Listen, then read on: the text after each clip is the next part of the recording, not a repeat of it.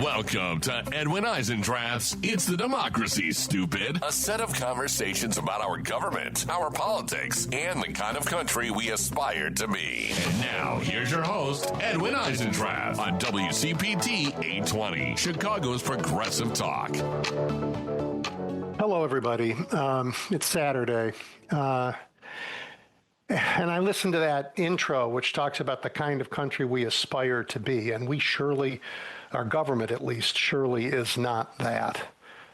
This morning, Donald Trump's thugs murdered another protester in Minneapolis. Alex Jeffrey Preddy was wrestled to the ground and beaten by half a dozen ICE agents for no apparent reason. Those ICE agents then repeatedly shot him as he lay on the ground. Alex was an American citizen.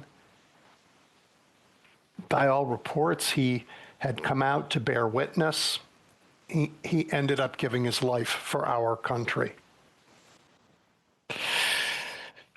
In the immediate aftermath, and all of this is very fresh, ICE seems to have arrested and detained witnesses and attempted to drive away the Minneapolis police from the scene. But we know it was local law enforcement that has de-escalated the situation, creating space between a shocked and angry public and the federal belligerents. Meanwhile, our government, the United States government, continues to lie.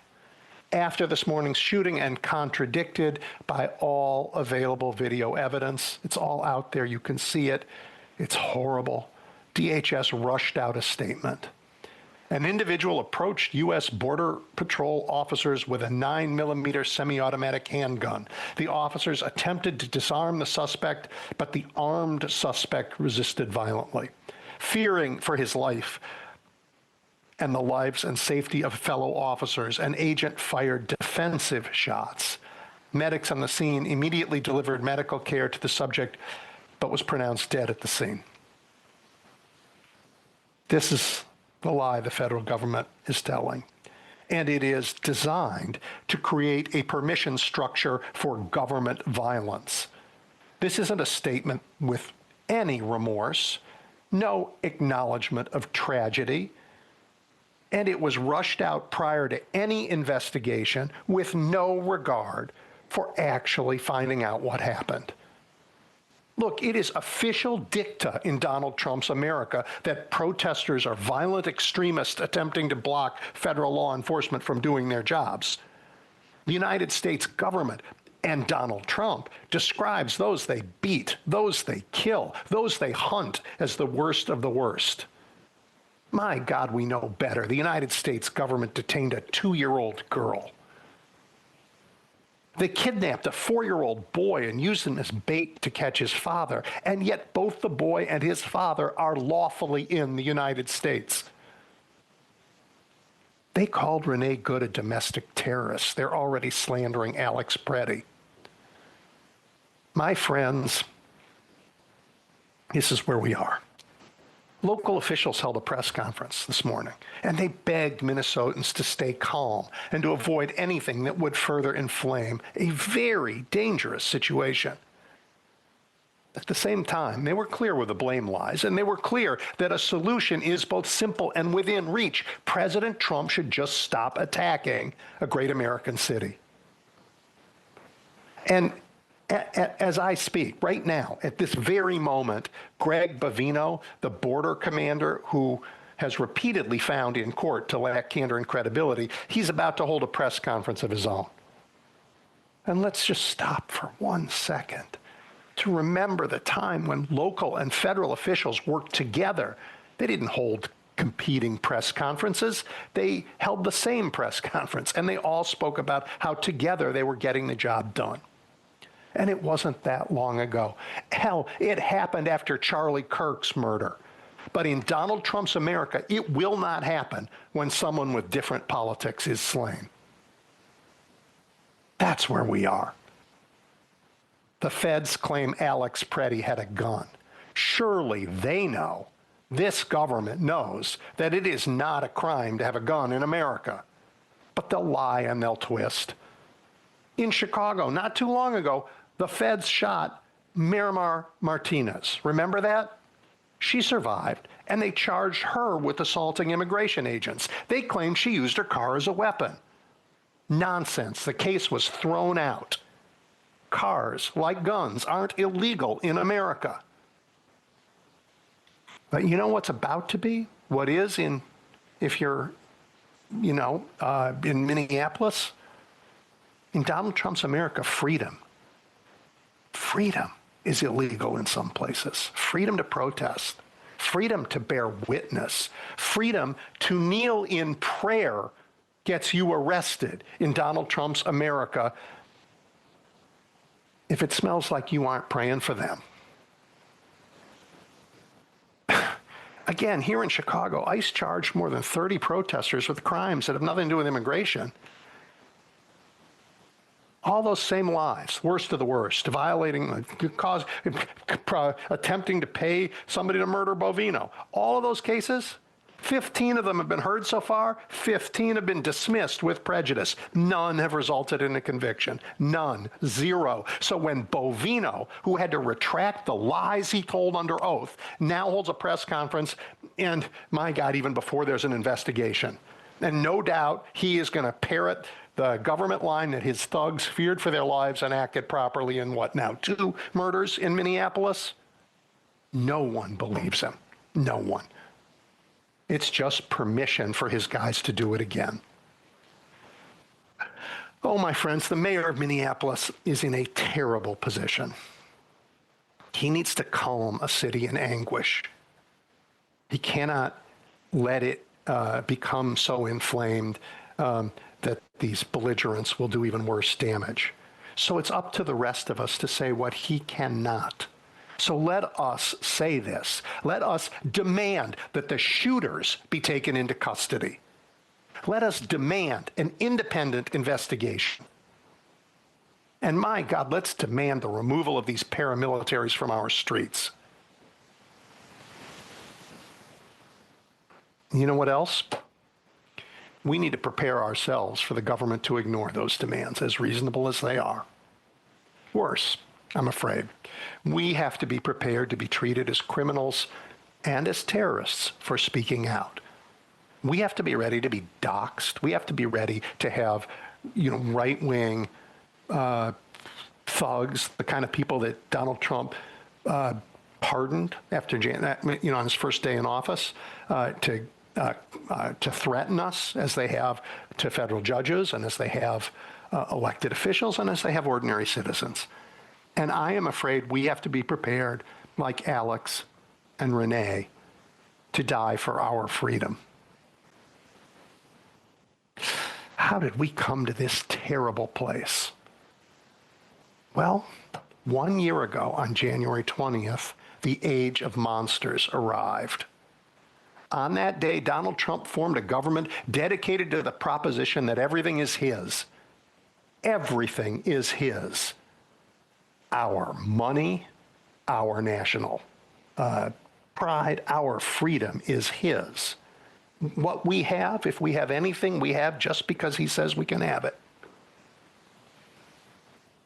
In 1 year, his government has shattered the institutions of democratic governance and strengthened the mechanisms of forceful repression.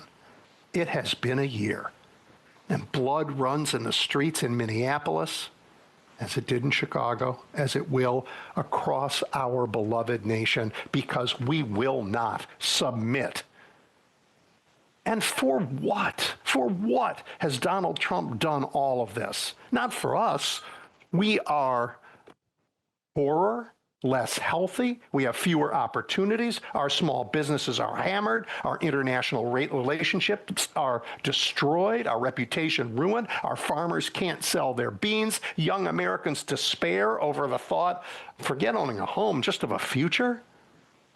For what? For this. Donald Trump is more than $1 billion richer. His favored courtiers are richer. Companies that do his bidding get government support. Universities that censor faculty and turn away Black and Arab students get research grants. Mayors who kiss his ass get free pass on ICE raids.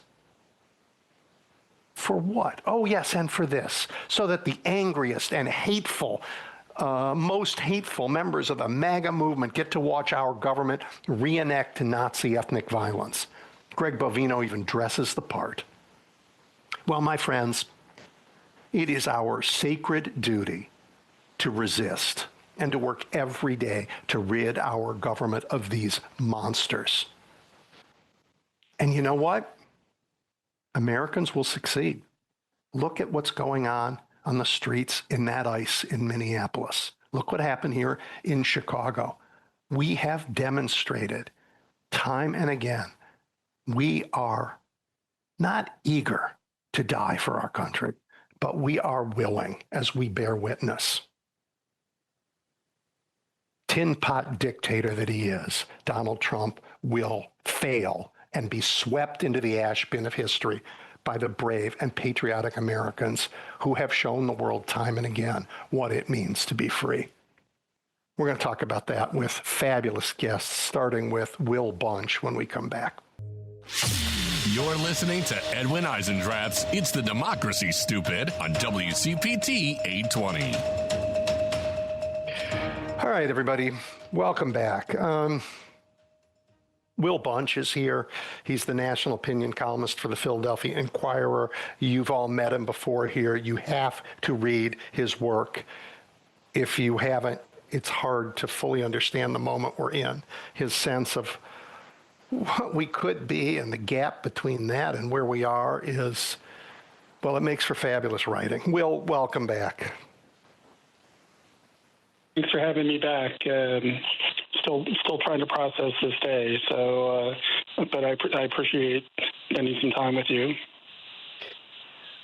Yeah, well, let's talk about this day a little bit, or is it too soon? I mean, this is the second murder. I mean, I'm trying to process it. I mean, I'll be writing a column tomorrow morning, and obviously I've had to shift gears. Although what I was working on kind of relates, so I might merge two things into one here. But it was shocking. You know, I spent about a half hour on the phone this morning with a rabbi from here in the Philadelphia area, who was one of we had at least 4 or 5, maybe even more, but at least 4 or 5 people from Philadelphia were part of this amazing force of about 700 clergy members who descended on Minneapolis Thursday, Friday, and I guess some of them maybe are still there. But I wanted to write.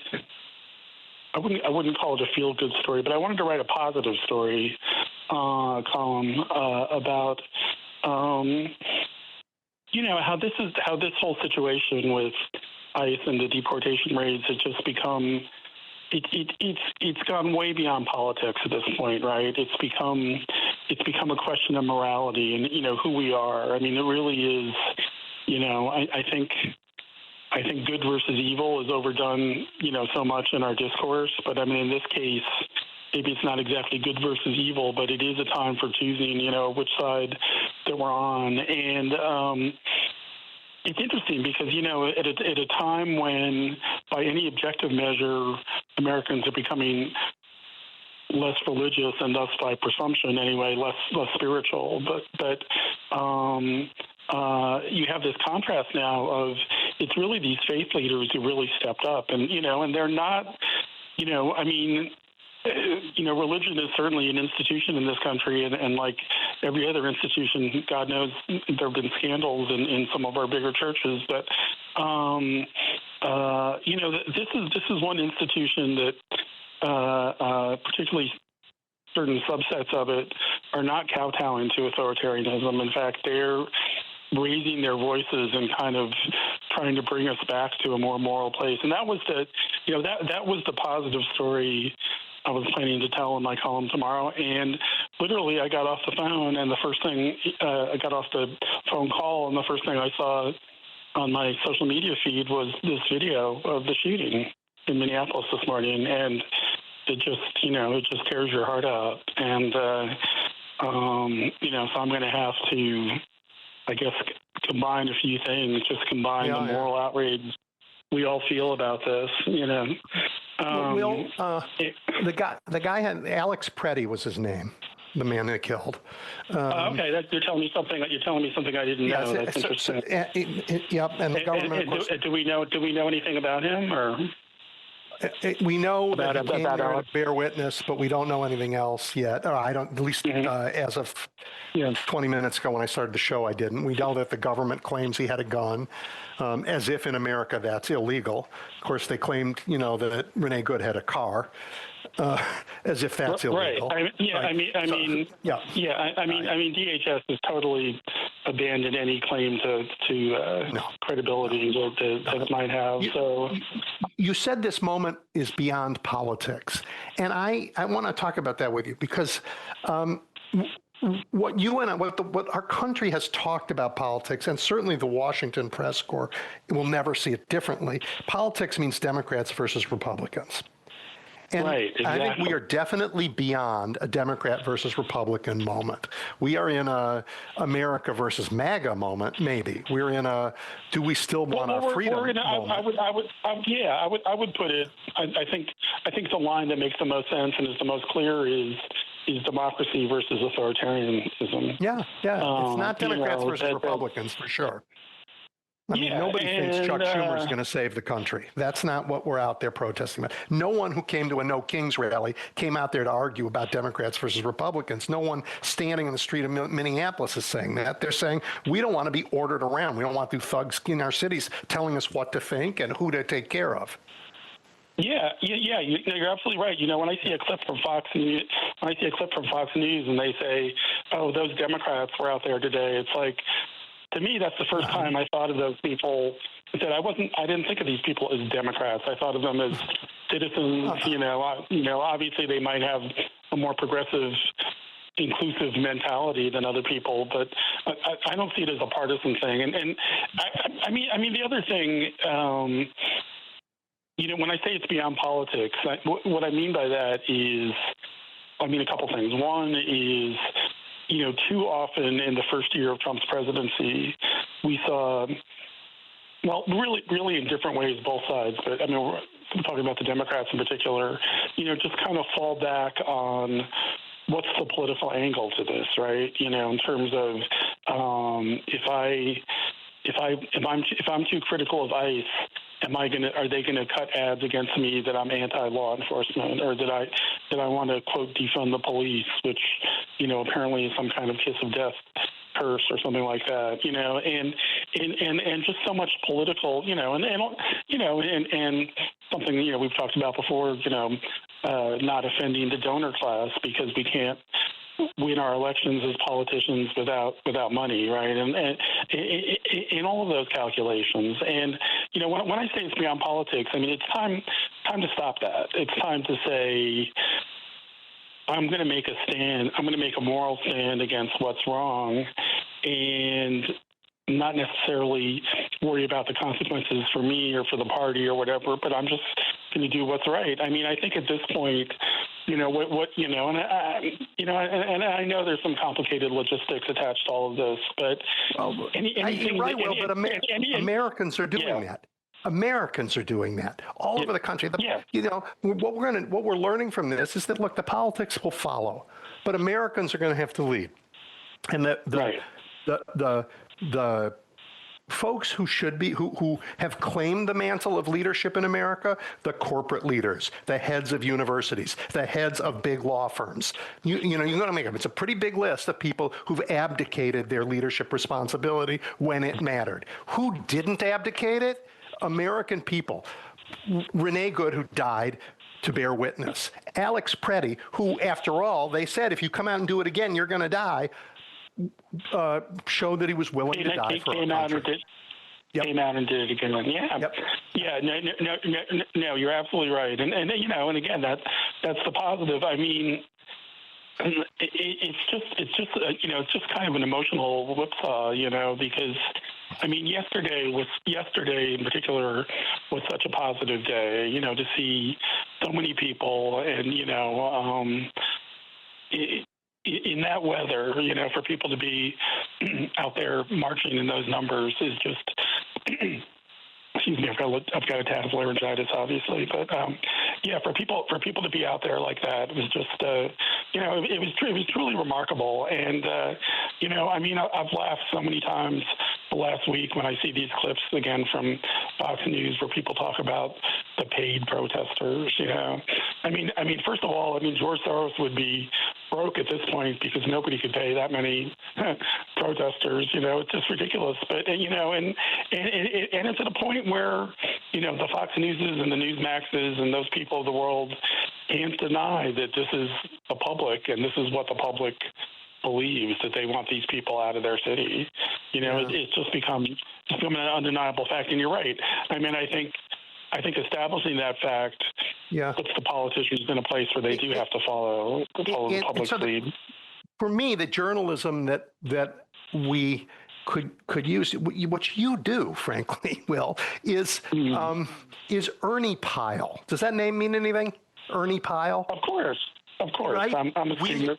I'm a student of journalism history. So tell people about that, because I think we need Ernie Pyle right now, because that was a dark time. That was a terrible time, right? And terrible things were happening, and yet he told stories of heroic Americans who, just trying to tell everybody about Ernie Pyle. Because frankly, Will, you're doing that work. Yeah, well, I mean, he was a war correspondent, and he took enormous risks, like anybody who covered World War II or these other conflicts. And I think the broader lesson of Ernie Pyle, or go back at some of the other amazing journalists, is it's not that they went in there with an opinion or an ideology, or they tried to convince people. What they did is they just showed people what the truth is. And the truth can often lead you into a certain direction. And how that's relevant, in World War II, it was important to have an honest portrayal of, what was going on and some of the atrocities that were taking place and whatnot. I mean, today, the best journalism I see is the people who go out into these communities and they're reporting on, what these community watch groups are doing, and actually talking to the people who are resisting this and why, because it just it cuts through all the baloney. It cuts through all the propaganda on conservative media that these people are paid protesters, and it's like, no, this is the American no longer silent majority that believes this and is willing to take huge risks to make that point. And in terms of journalism, all you have to do is go out there and tell that story. You don't have to lecture people or hector them. It's just this is the truth. I mean, you're seeing as this ICE situation in Minneapolis plays out. This battle for what truth is really at the core of this whole thing. Because you've got a government agency in DHS that is putting out just these ridiculously false versions of events, and the best way to undercut that is journalism. And it's interesting because and this in Chicago, because Chicago in particular has been ground zero for this, but it's local journalists, it's journalists in the community who look at remember that raid on the apartment complex in the South Side. Absolutely. Where they helicopters. Where they helicoptered in and made these half-naked people go out in the streets, and a lot of them were just like African-American citizens or whatever. They had nothing to do with immigration, but they just terrorized this apartment building. And we have eventually learned the truth of what really happens and how awful that was. And almost all of that was done by local journalists, and some of a couple of them with the bigger papers like the Tribune, but a lot of them with weekly community papers, have done a better job. Than the New York Times or whatever. And the Star Tribune is doing a fabulous job in Minnesota. Incredible job, yeah. And again, and these are the kind of papers, in the business. I mean, this, but they're called metro newspapers because, and metro newspapers are really economically, they're in a terrible situation because they're not going to get the national subscriptions like the New York Times is going to get. In an internet global world, the only people you can really try and solicit to be subscribers to your organization are the people in your local community. So in a place like Minneapolis, you're talking about, 2 million people, a pool of 2 million potential subscribers in a country of 340 million people. So trying to make the economics of that work is very, very hard. And so many papers and small news organizations and newsrooms and smaller communities than Minneapolis are going out of business. And places like Minneapolis.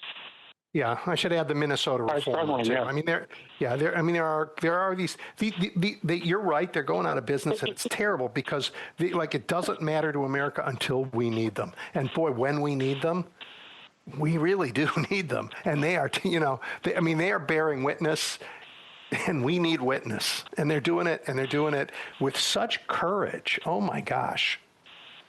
Yeah, and some of the most courageous people are these independent journalists who really specialize in covering these ICE raids. People like Amanda Moore or whatever, the people who go out on a regular basis and are there on the front lines. And these are the people who are getting hit again and again by rubber bullets or by pepper balls, and they've been routinely getting tear gassed, and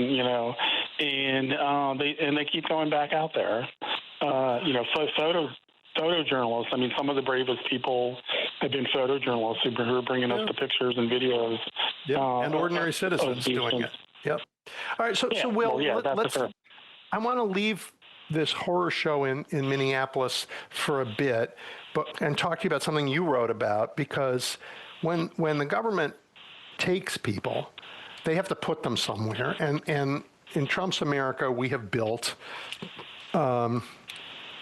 concentration camps? I think they're fairly called concentration camps. And I paused there because Americans, in part because of the experience of Nazi Germany, when they think of concentration camps, they think of those death camps. They think of Auschwitz. Death camps. But there's a long tradition in since guns were invented in Europe of concentration camps, places where you move whole populations and keep them imprisoned. That doesn't mean you're murdering.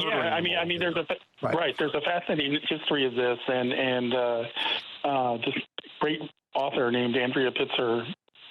She's been on the show. Wrote a book.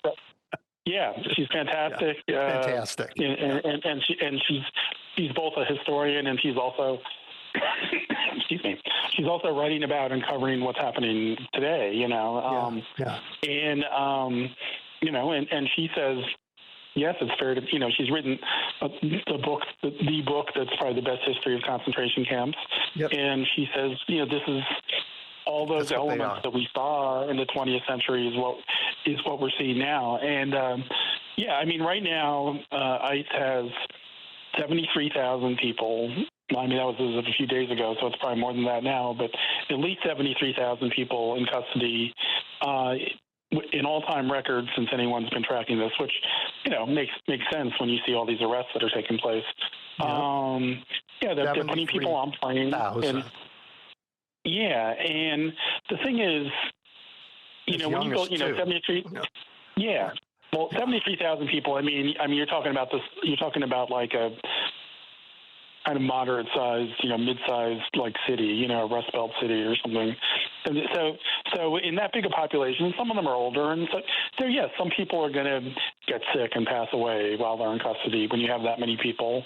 But when you compare, I mean, it's crazy. So in the last year of Joe Biden's administration, 11 people who were in ICE custody died, which I think that's like probably a normal, reasonable number you'd expect for the amount of people going through the system, right? So far in the first, I don't know about the last week, but I know in the first 18 days of January this year, we had six people die in ICE custody. So do the math. So that's one every 3 days, which if you extrapolate that over a year is more than 120 deaths. So you're over 10 times the rate of people who died in the Biden administration. And a couple things you're seeing. One is, at least in one clear-cut case, and possibly a few others are suspicious, maybe active cases of homicide in custody. One at this, and the one I focused on in my column, the biggest camp is called Camp. It's confusing because it's in Texas, but it's called Camp East Montana, and it's actually part of Fort Bliss. And yes, the same Fort Bliss that was used in the Japanese internment during World War II is now the site of the largest detention camp, concentration camp, whatever you want to call it, for ICE detainees. They've got 3,800 people now, going up to a max, I think, of 5,000. And so a Cuban refugee there died, and ICE immediately rushed out a statement saying it was an apparent suicide.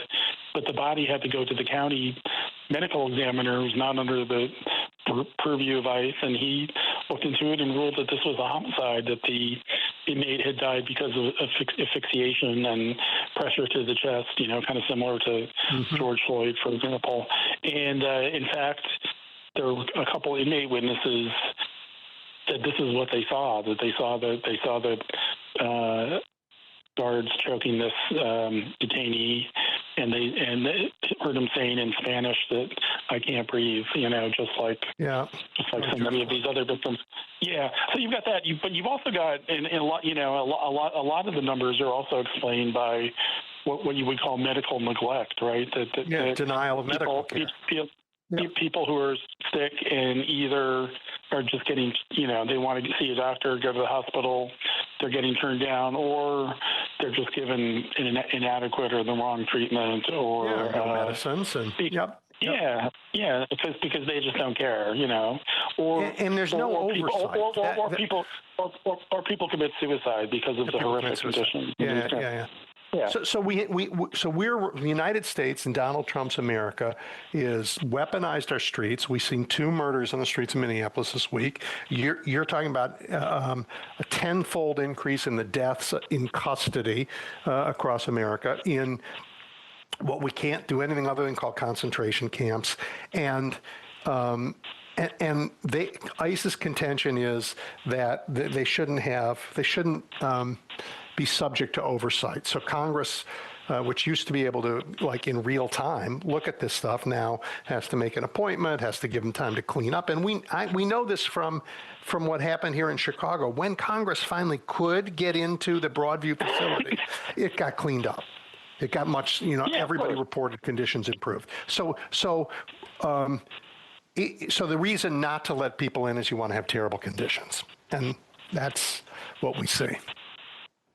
Right. They try and put off these visits, like you said, until things can get cleaned up. But they will not allow unannounced visits, which is the law, which is what's supposed to happen. Isn't it just appalling? Can I ask you about your city? Something that was in the news this week that took place in Philadelphia at Independence Hall National Park, where the Department of the Interior removed an exhibit about the 9 enslaved Americans who were part of George Washington's household during that period. People here are very upset, very outraged. The city of Philadelphia has actually filed a lawsuit about this. Now, I'm not covering that story, and I don't know all the minute details of it, but we'd been warned. There had been suspicion from early in Trump's administration that something like this would or could happen because they've ordered that anything that they feel reflects negatively on American history should be, as George Orwell famously wrote, should be tossed down the memory hole, and this is very Orwellian, making the past disappear. That only this patriotic Star-Spangled Banner version of America is the only one that can be taught. When the reality is that if we don't know the truth about our past, we're kind of condemned to repeat it. Certainly, I think what we're seeing. I think what we're seeing now are some of the sins of, slavery, but also Jim Crow. Some of those abuses being repeated on a much grander scale. And I've written a lot, and I imagine you'd probably agree with this, that when we were kids growing up in the mid 20th, early mid to late 20th century, they didn't teach us enough about like Jim Crow and like how Reconstruction, it was like the Civil War was this feel-good story where we ended slavery, and it's like, well, they kind of brought back something almost as bad, and they don't teach you that, and it helps you to understand. I mean, there's, like Faulkner said, the past isn't even past. Definitely not. The through lines of those stories continue into our world, and people, people, voters, citizens ought to know about these things. So what happened at Independence Hall is an outrage, and I'm sure, I'm sure with the righteous fury of those people you saw marching in Minneapolis yesterday, and the people who are determined to fight for democracy, I think someday those signs will be restored. That they won't be gone forever. But no, but there'll be an extra panel that's added to them that talks about the fascist administration that tried to hide the history. Yeah. Exactly. It'll be an extra because not only we're going to have to teach the history of what happened before, but we're going to have to definitely teach the history of this. Yep. I want to ask you about Davos, of all places, and I want to ask you in a weird way, because you have a sense of democracy that I admire, and so I think a world where the elites of the planet gather to decide what the future of the planet's going to be in the Alps every year. That rich people are just dying. The richest people are just like elbowing each other in the teeth because they want to be in that room where they decide what's happening to the planet. That the idea of that is out of step with the era we live in, and it is part of the problems. That the existence of something like that is part of the problem that we have found ourselves in. Yeah, I think absolutely. I think it's really kind of a touchstone of the world we live in, where certain elites have been given so much power. And I mean, the irony in this country is, I think anger at elites and what's been done to everyday working folks is a common thread throughout this country. But as we've seen, and certainly we saw it in the 2024 election, it can be interpreted in wildly different ways. I think on the progressive side, I think we all agree, or most of us probably agree with what Bernie Sanders said. That billionaires shouldn't exist, right? That we shouldn't have a society that creates just that massive level of inequity. And unfortunately, the political right, with funding from those billionaires, has managed to convince, half of the public that the enemies are not the billionaires, but the professional classes, right? The academics, university professors, journalists, Hollywood actors, even, that those are the people who are looking down on them, and thus the people who are really, really oppressing them. And I mean, it's almost like the old South, where the planter classes, got poor white people to be in constant conflict with black people. We're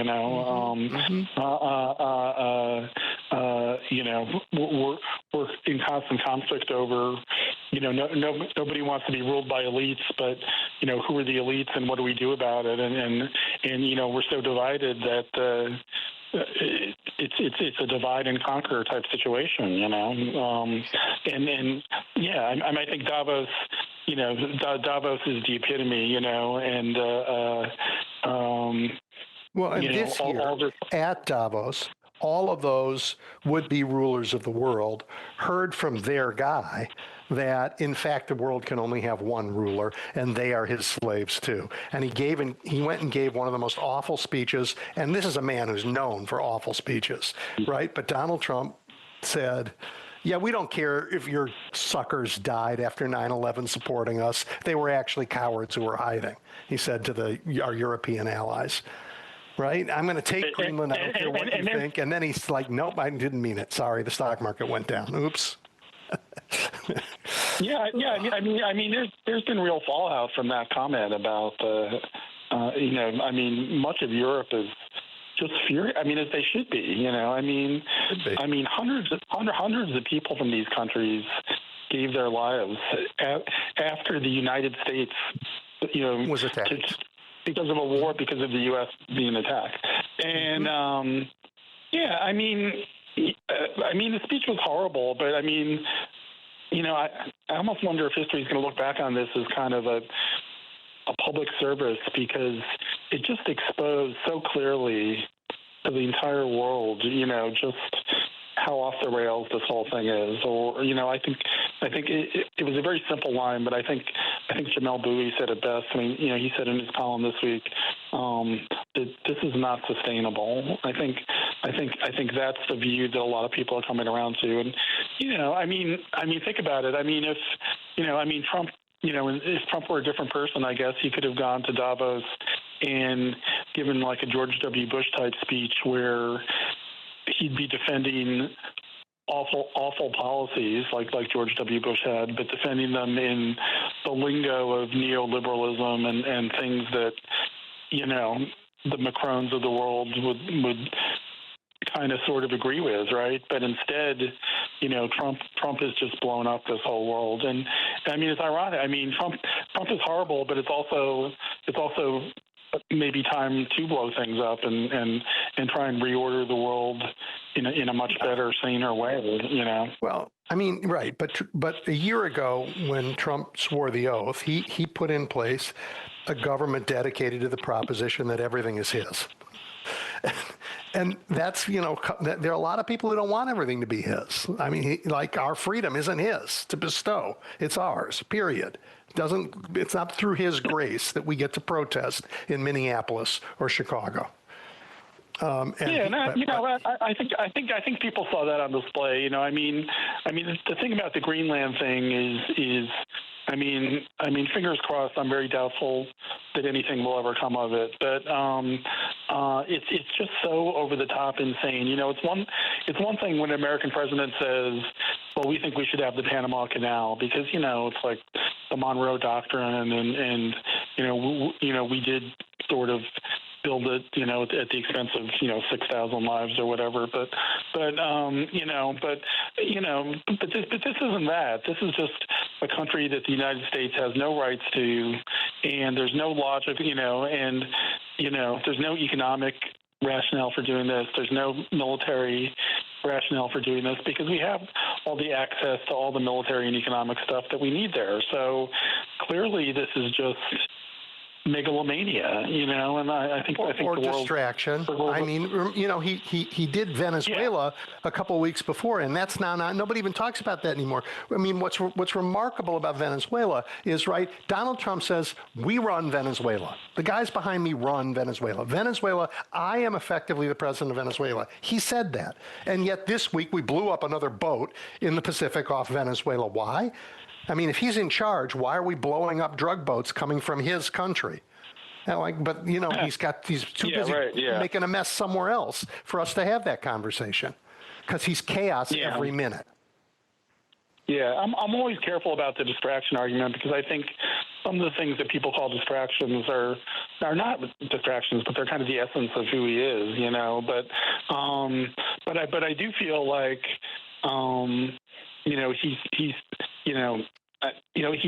he segued very seamlessly from Venezuela right into this Greenland thing, and it's been the lead story on the news. Those two things have mostly been the lead story for the last 3 weeks, except when I actually kill somebody. But the things that he doesn't want to be top of the news are the Epstein files, number one, and then ICE misconduct, number two. The economy not doing so well, number three, and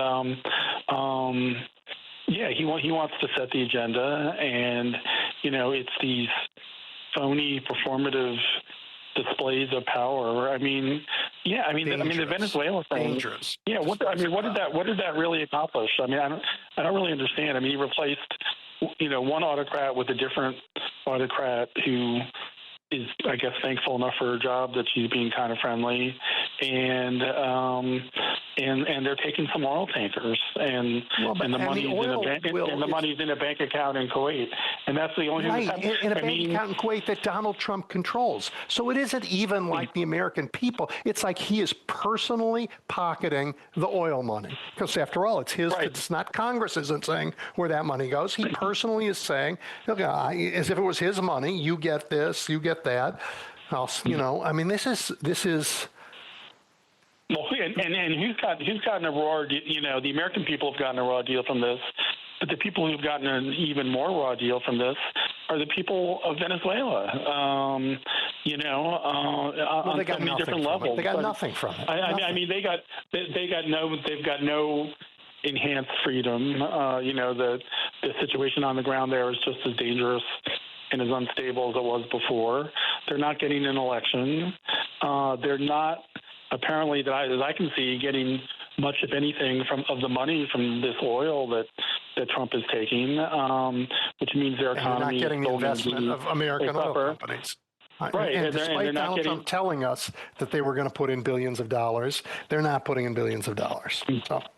Yeah. And the Venezuelan people who agreed with us in a way about how awful the Maduro regime was, so much so that they, at great risk, came to the United States, and who were, given, temporary status by the Biden administration, have now had that stripped away by Trump, and they've been a huge focus of this whole mass deportation effort. The people who came here because of Maduro being terrible are now being terrorized by the United States in these ICE raids. To say it again, they came here legally. They asked for asylum status, and Donald Trump got rid of the judges who would have listened to the asylum cases. If they'd funded these judges, they could have determined, you get asylum, you don't, you don't, you don't, you do. And we would have been, but they didn't do that. They got rid of the judges, so we had a big population here legally. And then he said, yeah, no, forget it. We're getting rid of you. Yeah, so much it doesn't make sense. I wrote in my newsletter, I guess it was just this week. It's funny. It seems like it was a month ago because so much happened, but I think it was this week. About the, what's happening in Minneapolis and the ICE raids with the Hmong people. Yes. Very similar situation. Yeah. They did in the 70s, and they're here, and Americans to some extent helped them relocate here because they were our allies, and I'm not going to, not to go down the rabbit hole of debating the morality of the Vietnam War, but, whatever you think about that, the thing is these were the people who were on our side, who risked everything, who, were on our side as anti-communists, and when the communists took over and their lives were very much in danger, thank God we accepted at least some of them here in this country as refugees, and we set them up, and then they've created thriving communities in places like Minneapolis and a few other cities, and now they're being singled out. You've got ICE agents driving through neighborhoods saying, where are the Hmong at? That these people are why? Who is this for? Why are they doing this? It just boggles the. You're all of this is in your head, and you're writing now this week about the people of faith who went to Minneapolis and said, this is not, forget politics. This is on the wrong side of this great monotheistic tradition. Well, I assume some of them may have been Hindu, but the faith traditions of the planet, whatever they are, this is on the wrong side. And this just the idea that you're writing that in a country where we have been told as loudly as we can be told by whether it's Charlie Kirk or right-wing media that God is on the side of Donald Trump and what they are doing to America. What you are writing about is the witness of people of faith that is in fact not true. Yeah, and it harkens back. I mean, so much of this harkens back to the civil rights movement of the 1960s, which was led by a person of faith, Martin Luther King, and I mean, history repeats or rhymes or whatever, but excuse me, after Bloody Sunday in Selma in 1965, you saw a very similar thing where, again, hundreds of ministers from, the Northeast and places around the country went to Alabama to march with Dr. King, and one of those ministers, a man from Boston, Reverend James Reeb, was murdered by racist people who encountered him on the street and killed him. So this is a tradition, we kind of got away from that. I mean, I think the grounding in faith was a reason why the civil rights movement had so many victories in the 1960s, and it's interesting to see this kind of come full circle because you're seeing it again, and maybe it's not quite the same. I mean, Americans have, I think, as a group, I think Americans have a much different view of religion in 2026 than they did, in 1965. But I do think people, we're at a place in life where people say, well, what are we doing here? What's moral in this world? And once we decide what is moral, how do we fight for those things? And people, I think it's a conversation that people have sublimated for many, many years, and this has brought it all out in the open. It's horrible now, but it also offers the promise of a better future. There's that great Seamus Heaney poem where he talks about all that goes wrong, all that's terrible. And he says, but sometimes hope and history rhyme. And I think that's where we are. I think that's where we are. It's not that I think that's where we are. Yeah. And that's a hopeful way to kind of end things on what's a day that had some horrible things happen. Yeah, and the day's not over. We're going to learn more, and we'll throughout the day I'll be talking about it. But Will, as always, thank you for your writing, the spotlight you put on the things that need to be seen, and just the fabulous way you write about it. Everybody, go to the Philadelphia Inquirer, follow Will Bunch on social media. It's well worth your time. Well, thanks so much for having me, Edwin. I appreciate it. It's good to connect with you again. Yep, always good to catch up. Talk to you soon, Will. All right, take care. Bye-bye. All right, everybody, we're going to take a quick break. When we come back, we're going to talk to Abraham Newman. I'll remind you who he is when we come back. That's going to be interesting, too. You're listening to Edwin Eisendrath's It's the Democracy, Stupid on WCPT 820. All right, everybody, welcome back. Terrible day. Terrible day. We continue to learn more about what happened in Minneapolis. Well, not more about what happened. What happened is pretty clear, but there appears that the federal government will not engage in an investigation. Donald Trump has already put on his social media what we are supposed to believe the truth is. So that's the end of the federal government's efforts. But we'll talk more about Minnesota later. It's a big world, and there's lots going on. I'm thrilled to be joined by Abraham Newman again. He is the professor in the School of Foreign Services at Georgetown University. He is the author of lots of books and dozens of articles, both for scholarly audiences and, for the general public, for folks like me. Well, Abe, welcome back. We have a lot to talk about.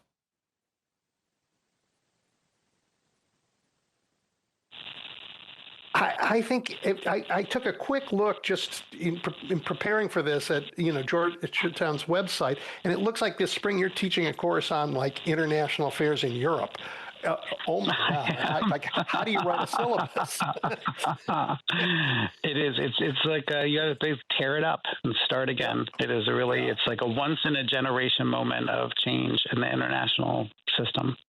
Yeah, I taught a course at DePaul on challenges to American democracy just last fall, and my syllabus got overrun in real time.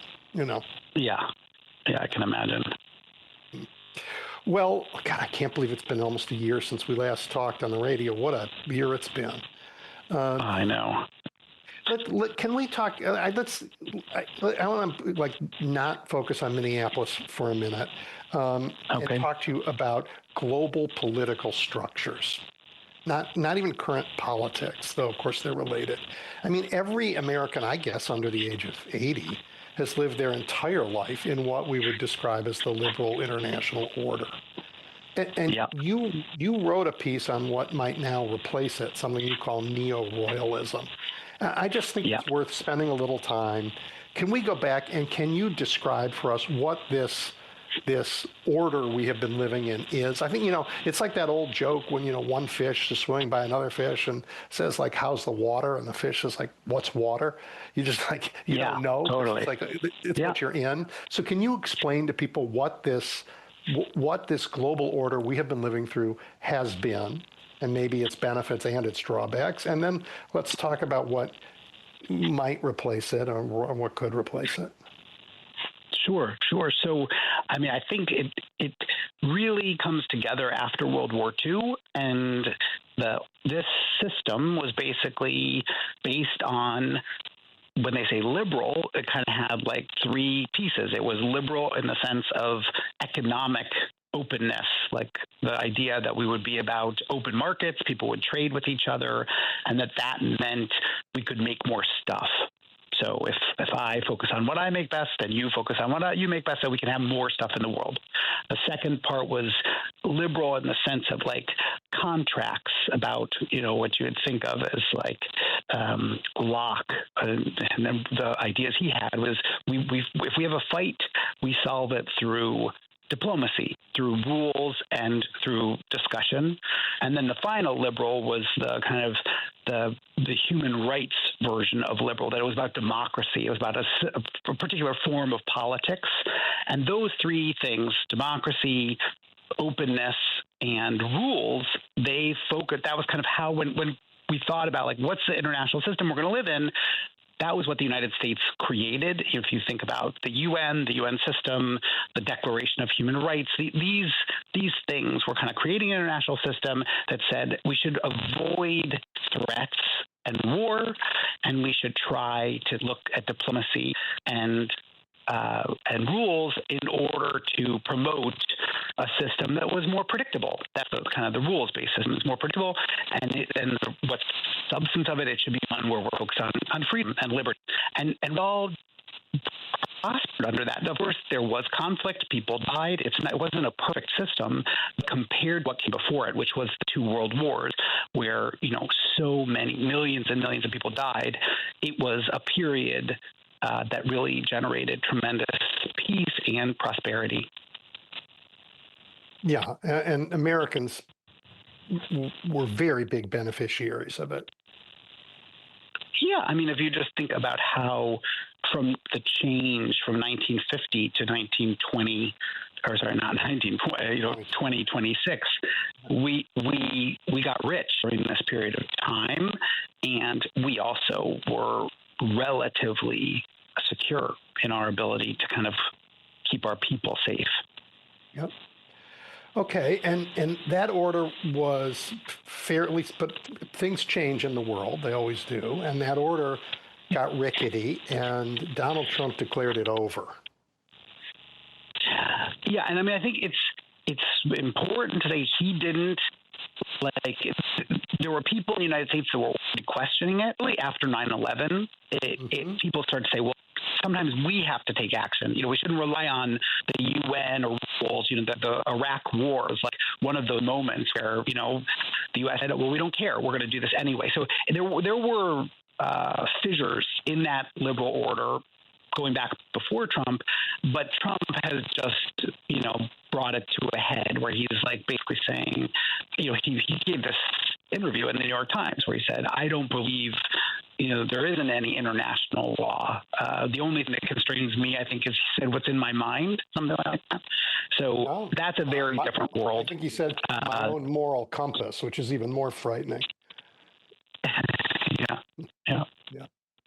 So what does that mean, this new royalism? What's the old royal? What is it like, this order that we may be entering into? So I think the one of the main reasons we wrote this piece was that we were so frustrated. My co-author, Stacey Goddard, she's a professor at Wellesley, there was a chorus of people saying, okay, what's going to come after the liberal order? It's going to be what people call great power competition. It's going to be the U.S. versus China and Russia, and even the Trump administration has called they're going to create something called the Don Roe doctrine. It's this is our area, and we don't want China or Russia, and it just that's not what we're seeing. And I want listeners to, if they hear that, just to be very skeptical about it, because if you think about okay, this is about great power competition. So why are we negotiating with Russia and basically saying their claims on Ukraine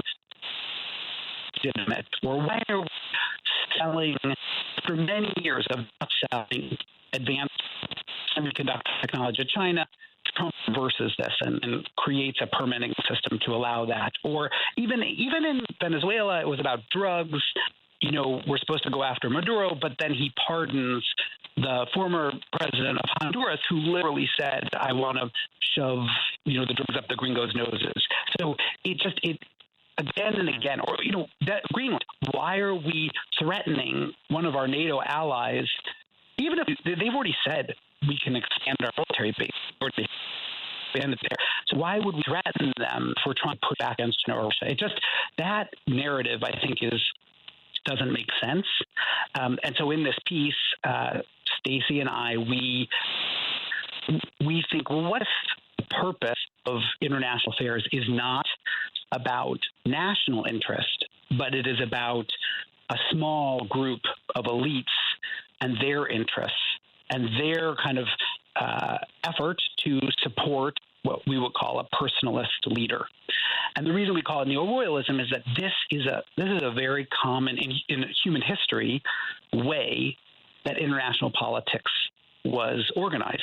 And for many listeners, I think they would see it in this kind of, from the great kings or the great, empires, dynasties. That's the world. It was, it's not about your average citizen. It wasn't about the people. It was about these small, we call them cliques, these small groups of elites who use international affairs to extract resources for that small group of people. That's an even more depressing view than great power conflict. Oh, yeah. It's because great power conflict, it requires the mobilization of societies. So if you think about the last period of, great power conflict, it was a period where countries built universal education. They needed, science, and they needed to train their people in order to mobilize them to develop their economies to fight against the other great powers.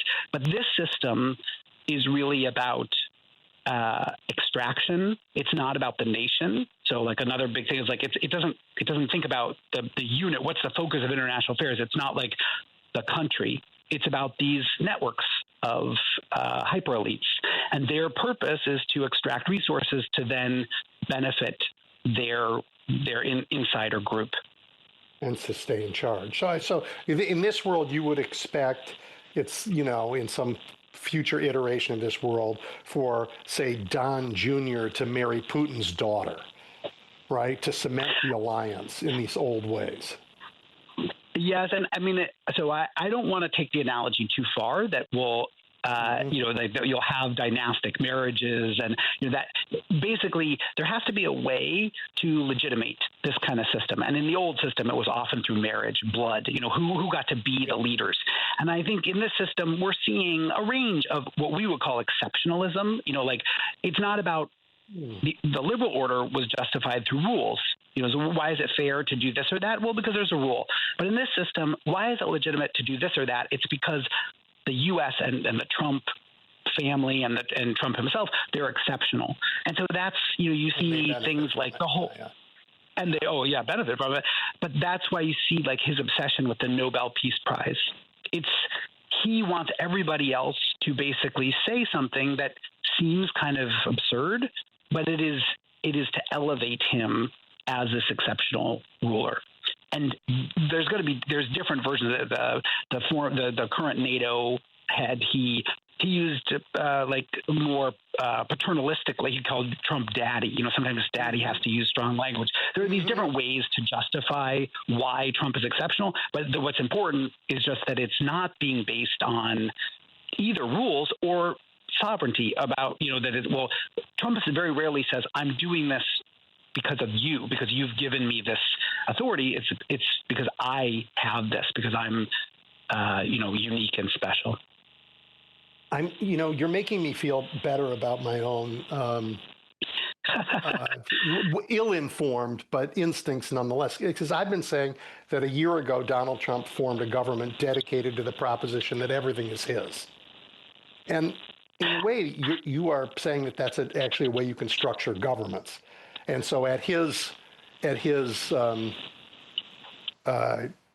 because of his grace, other people can get rich and they will be his courtiers. Because of his grace, you're either allowed or not allowed to protest on streets. But it is because he is the exception and he is the organizing mechanism for the society.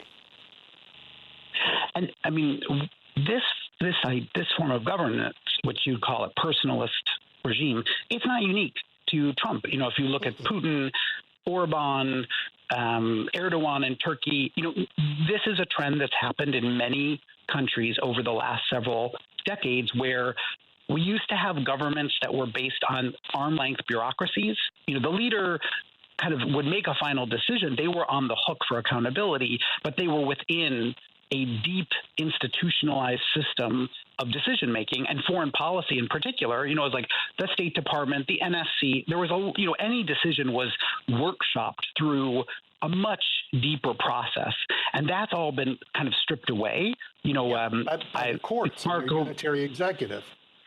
Yeah. Exactly, and so that's not just Trump. And I think it's important for people.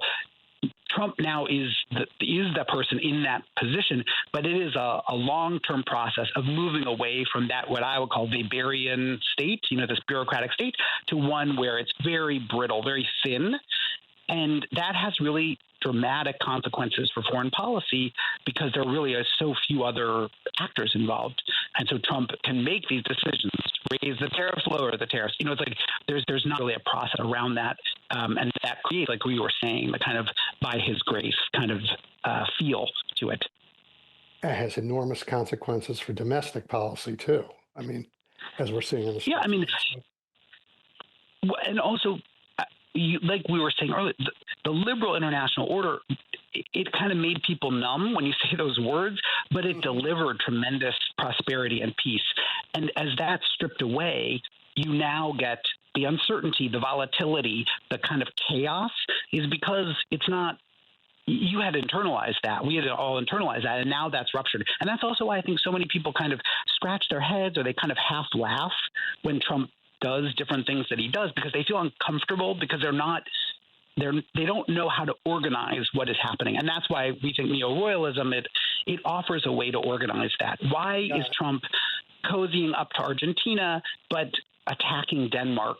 That doesn't make sense from either the liberal order or from the great power order. But in the neo-royalist order, it gives you a way to grasp what is happening. And Mark Carney, the Prime Minister of Canada, I think he gave this great speech at Davos last week. And one of the things is you have to be able to name what's happening in order to kind of resist it.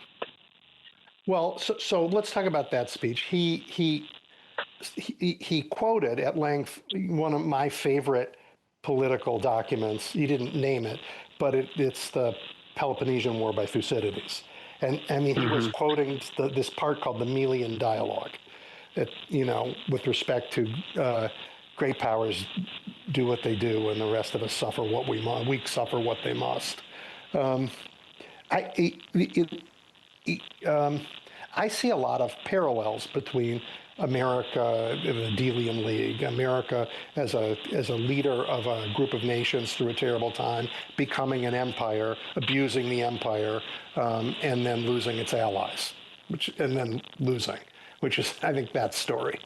Is that at all relevant to our time? Well, I mean, the thing that's very eerily relevant is that one of the ways that breaks down is, Athens and this group of countries in the Melian League, it's through economic coercion. It's through basically kind of like banking networks, and the core starts to assert its, say, you got to do this or we're not going to facilitate these financial flows between us. And this was actually my previous work that I did with Henry Farrell, but it's all about that, about weaponizing these economic networks. System. Yep, you talked exactly. About that, yes. And that is, you're seeing that almost on a daily basis. And what happened then and what is happening now is that it's losing any tether to a rule of law. So, most of our allies, they understood that the U.S., that we have this preponderance of power, that we're going to get what we want in things, but they expected that it would be done in an accountable system that followed a basic set of predictable rules. And now that's no longer happening. And as that rule of law is torn down domestically, then, people start to really feel like what is the difference between this, what we're doing, and let's say what China does? It's just making demands and doing them in a very parochial, idiosyncratic way. And that is, I think, so there's several lessons from that Thucydides, but that one in particular, that line, I think, is so resonant to what's happening right now. Yeah. So the neo-royalism is a path. It's not.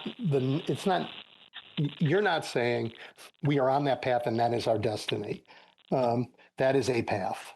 What are the options that we have coming out of this, given that the order for the last 80 years is old, has been under stress, and has been declared now dead by a lot of people? What are the paths? What are the paths forward? How do we think about that? How do we organize to do it in a way that is consonant with American values, which this royalist model is not? What are the lessons that are available to us?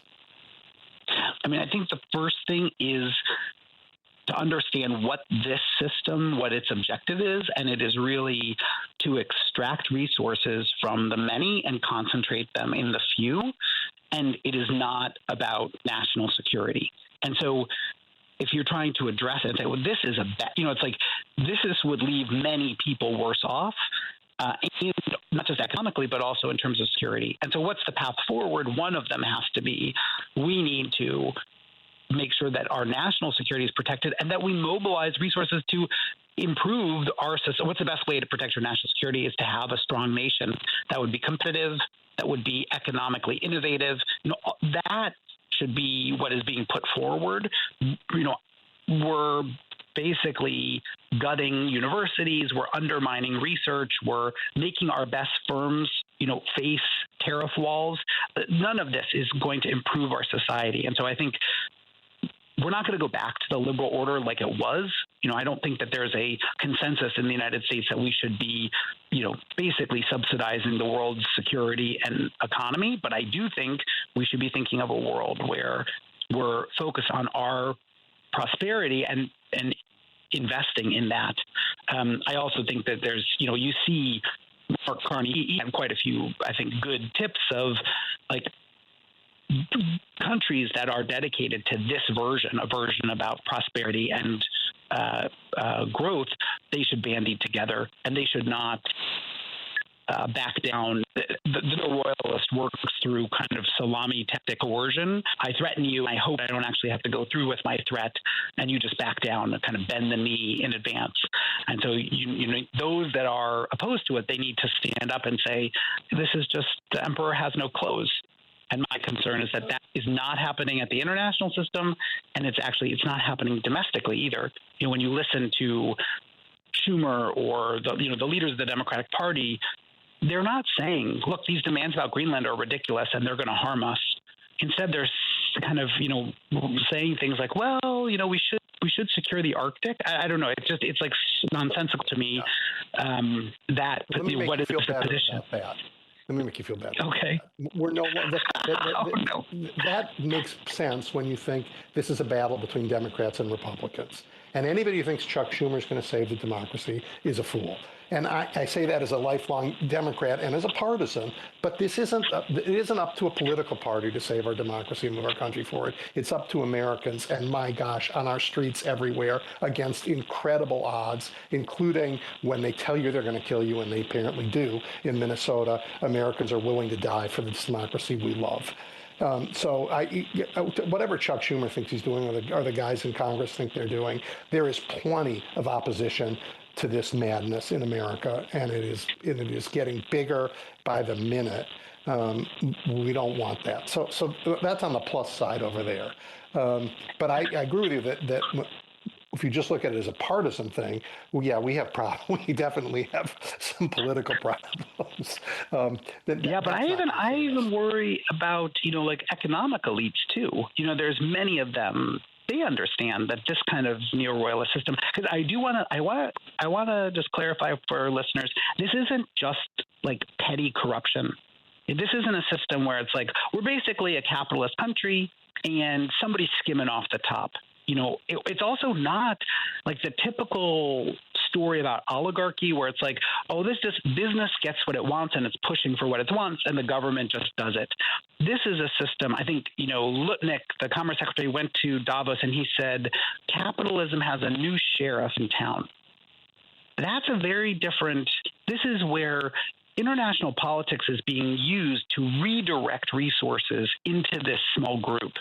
So like in the Venezuela case, the oil companies, they did not want to go back into Venezuela because it's so unpredictable and uncertain. But then Trump says, but I want the oil and I'm going to sell it, and then I'm going to be in control over the money that's made from that. And that creates like a patronage system, a pot of money that he can, exactly. And so I think it's so tied up with the domestic, political power that he's using the international system as a way to put himself in the center of so many different economic transactions. And unfortunately, I feel like economic elites are trying to wait it out, or even don't defer. You see Apple, Tim Cook given the gold-plated trophy and ballroom donations. It's like, yes, individual Americans have to say this is not a good outcome, but we also need leaders, whether it's in the Democratic Party or somewhere else, and also economic leaders to say this is not in our long-term interest. Yeah, I agree with you. The so-called elites have forfeited their right to claim that they can be good stewards of our democracy, but I think they got a slap in the face in Davos. After all, Davos is meant to be, well, this is where we elites describe what the world is going to be anyway. And they went there and they got told, you think you're important? There's only one guy who's important and you aren't one of them. You want to keep your things, play ball. And they're not used to it. We'll see what they do after that. Many of them probably will bend down and say, knight me, sir. But I think a few of them, Jamie Dimon has shown a little bit of backbone. We're beginning. And that was why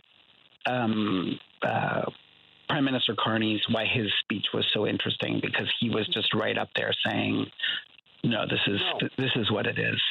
Yeah. Well, we're out of time. There's so much going on in the world and so much like immediate news, but I do think it's worth taking a moment and zooming out and seeing what existential danger we are all in this moment, so that we can think about what to do about it. So I really appreciate your scholarship and your willingness to take the time, to talk with us lay folks about what you found. No, I think it's so important, the conversation. Thanks again, Edwin, for having me on. You bet. I look forward to our next talk. All right, everybody. Yeah, stay safe. You bet. That was Abraham Newman, who is, professor, a fabulous professor at the fabulous School of Foreign Service at Georgetown University, who has the misfortune to try and teach about international affairs in Europe while they're, being cashiered in real time. Stay tuned. We're going to take a quick break. And when we come back, I'm going to talk actually with somebody in Europe about what's going on, and also a really interesting conversation with a professor from Groningen. Stay tuned. You're listening to Edwin Eisendrath's It's the Democracy, Stupid on WCPT 820. All right, everybody, welcome back. In Minneapolis, Greg Bovino has just quickly concluded his press conference. I guess he didn't really want to about this gun, he says, Alex had. But it's, as I say, a big world. I'm joined now by Lisa Gaufman. She's joined us before. She is calling in from the Netherlands, where she is assistant professor of Russian discourse and politics at the University of Groningen. She and I first talked, 4 years ago in the run-up to the Ukraine war, and we've been talking since. She is a really interesting scholar. And she has ideas on power that aren't centered only on what leaders do, but it includes, sort of the complex soup of the messages that members of society send to each other. So it's a perspective we need a whole lot more of right now when we have a guy who thinks he's king. Hello, Lisa. Thank you for joining me again. Hi, Edwin. Thank you for inviting me. Well, I'm a little distracted because we've had another government killing of a citizen on the streets in Minneapolis. I know you pay attention to what's going on here. Just appalling, and we're trying to make sense of it. But I want to understand what's going on over there a little bit. I mean, Donald Trump this last 10 days, let's see, he demanded Greenland. He announced he would take it by force. He announced punitive sanctions against any who would dare question that annexation. And then he failed and retreated. And there was never any question about the capability of the U.S. Army to occupy the island. But something Trump didn't expect, I think, proved more powerful. In the U.S., Americans mocked the idea, mocked it fiercely. And in Europe, allies raised both the cost of annexation, and I guess ordinary Europeans used the idea to just talk about Trump as a madman. I mean, am I seeing that right? And, what do you think was the power of the messages people were sending? Well, I think that most Europeans have been looking at Trump as a madman since 2015, 2016. Yeah. And you might be familiar with a book that's called Toddler in Chief. And that I think that kind of frame is also quite common among a lot of people who criticize Donald Trump in Europe.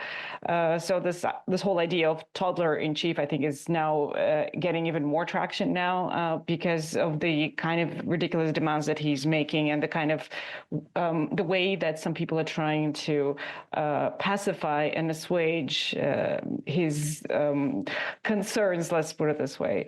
And when it comes to Greenland, I actually talked to some of my colleagues from Denmark, and some of them who also work in international relations and some defense advising and consulting, they were pretty incredulous already last year, because already last year in March, I remember talking to a colleague who was telling me that we spent years discussing what are our defense plans if Russia attacks us here in Denmark.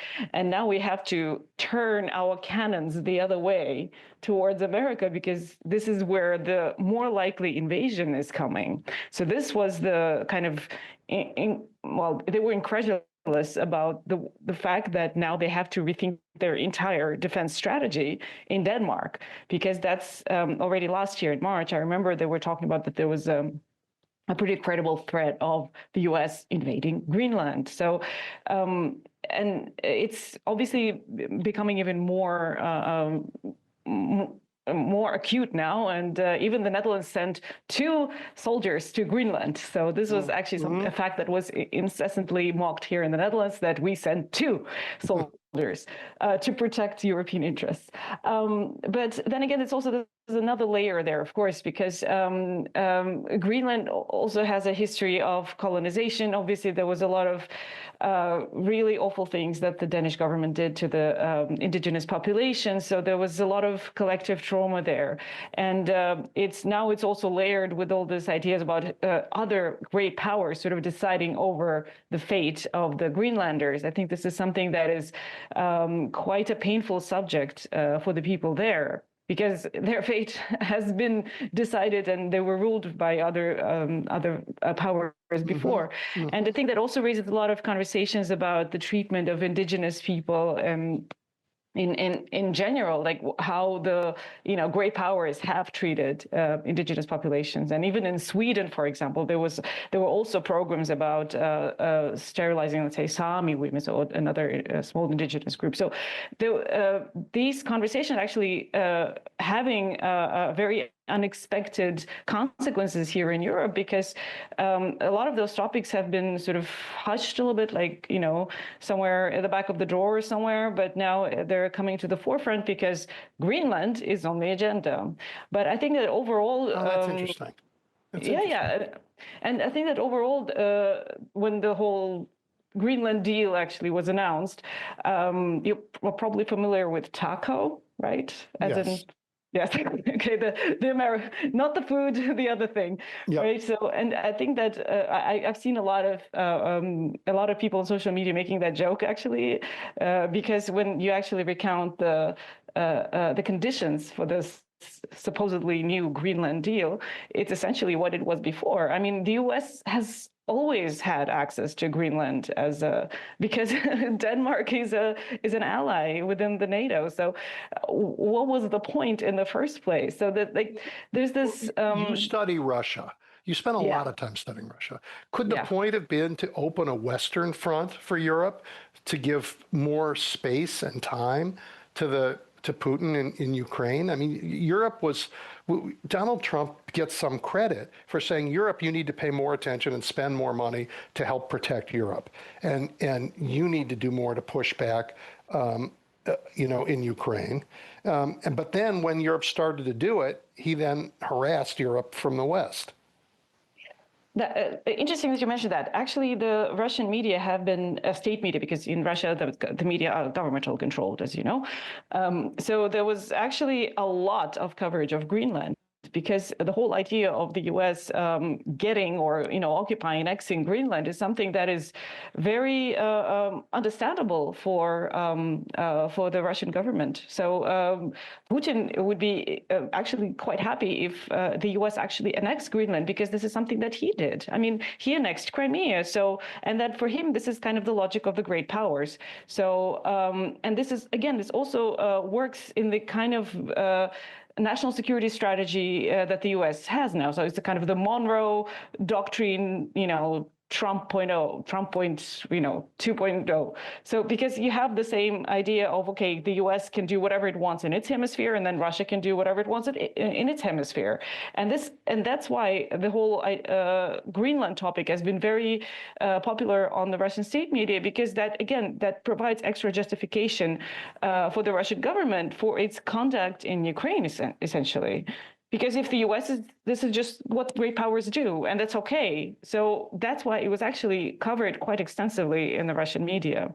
So, and then when it comes to defense spending, I think a lot of European countries are interpreting it in its own way. So, for example, in the Netherlands, some of this defense spending is also directed towards the education. So we're supposed to now, like at our university, for example, some students might be able to take a military minor, so they can enlist in the Dutch army as the minor. So it's like there are different ways of interpreting this whole defense spending issue, and some countries are actually directing it into infrastructure spending. So yeah, so it's again, you can creatively approach the whole idea of extra defense spending that might not even actually go into, let's say, I don't know, new tanks or weapons or something. Yeah. That's true here too. That's always true. You have a point of view about power. If I understand your writing, and I probably don't, but that the identity of a population, their view of themselves, creates either limitations or affordances on that rulers, on what they can get away with. So how Putin feeds the Russians about what Russian identity is gives him more or less freedom to act in Ukraine. And I wonder if I'm right about that, what you think about what Donald Trump and his propaganda are trying to do here in the U.S. Well, it's always difficult to apply theories into empirical cases, especially, even though I would say that America and Russia are actually quite similar in many ways. And I remember, I think it was maybe 2014, where the Daily Show correspondent went to Russia and said that Russia was the ultimate red state because the taxes were low and people love guns and stuff like that. So they were kind of making a very hyperbolic argument about it. But what I would say is that when you live in an authoritarian country, and I think that I'm afraid that the United States is really moving fast towards an authoritarian country structure. I think that there's a lot of people forget that the propaganda does not necessarily work in a unidirectional way. So when you're exposed to propaganda all the time, obviously it has an effect. But also what it does is that people actually try to carve out some spaces and spaces of ambiguity when they actually start pushing back against it. So it might not actually even look like outward resistance, but it might still be something that contests the authoritarian power that is there. So like even I don't know, even like filming an ICE agent slipping and falling and making fun of that, that's already resistance. You know, I know it might not look like much in the grand scheme of things, but this is no, we celebrate it as resistance. Well, yes, that's also kind of the point that I make in the book, is that there are sometimes very small acts of resistance, and that's sometimes in authoritarian context, very often it's only the small acts that you can afford. So in Russia, for example, there's such a thing as it's called semiotic guerrilla, when you actually write things on the walls, like the little graffiti. Sometimes they're very small, but then what it does actually, it helps people see that they're not alone if they're against the government, if they're against the governmental policy. Because, and there are some of those inscriptions, I even say something like, for this inscription, I will get 15 years of prison, because everybody knows what you are actually writing there. And obviously in the US, like we have so many guns there. It's just such a dangerous place in many ways. And this is also something that obviously the first sign of it, like the way that resistance is codified in the United States is through guns, right? The Second Amendment and militia and everything. So, and that's how most people actually think about it. But I think that what is also a very important part of resistance is solidarity. When you actually, I've also been in touch with some of my colleagues in the U.S. who have been shuttling their friends' kids to school to make sure that they don't get stalked by ICE and stuff. So this kind of acts of solidarity, I think this is any authoritarian regime's kryptonite, honestly, because this is how you actually hold the community together, and this is how you protect the community.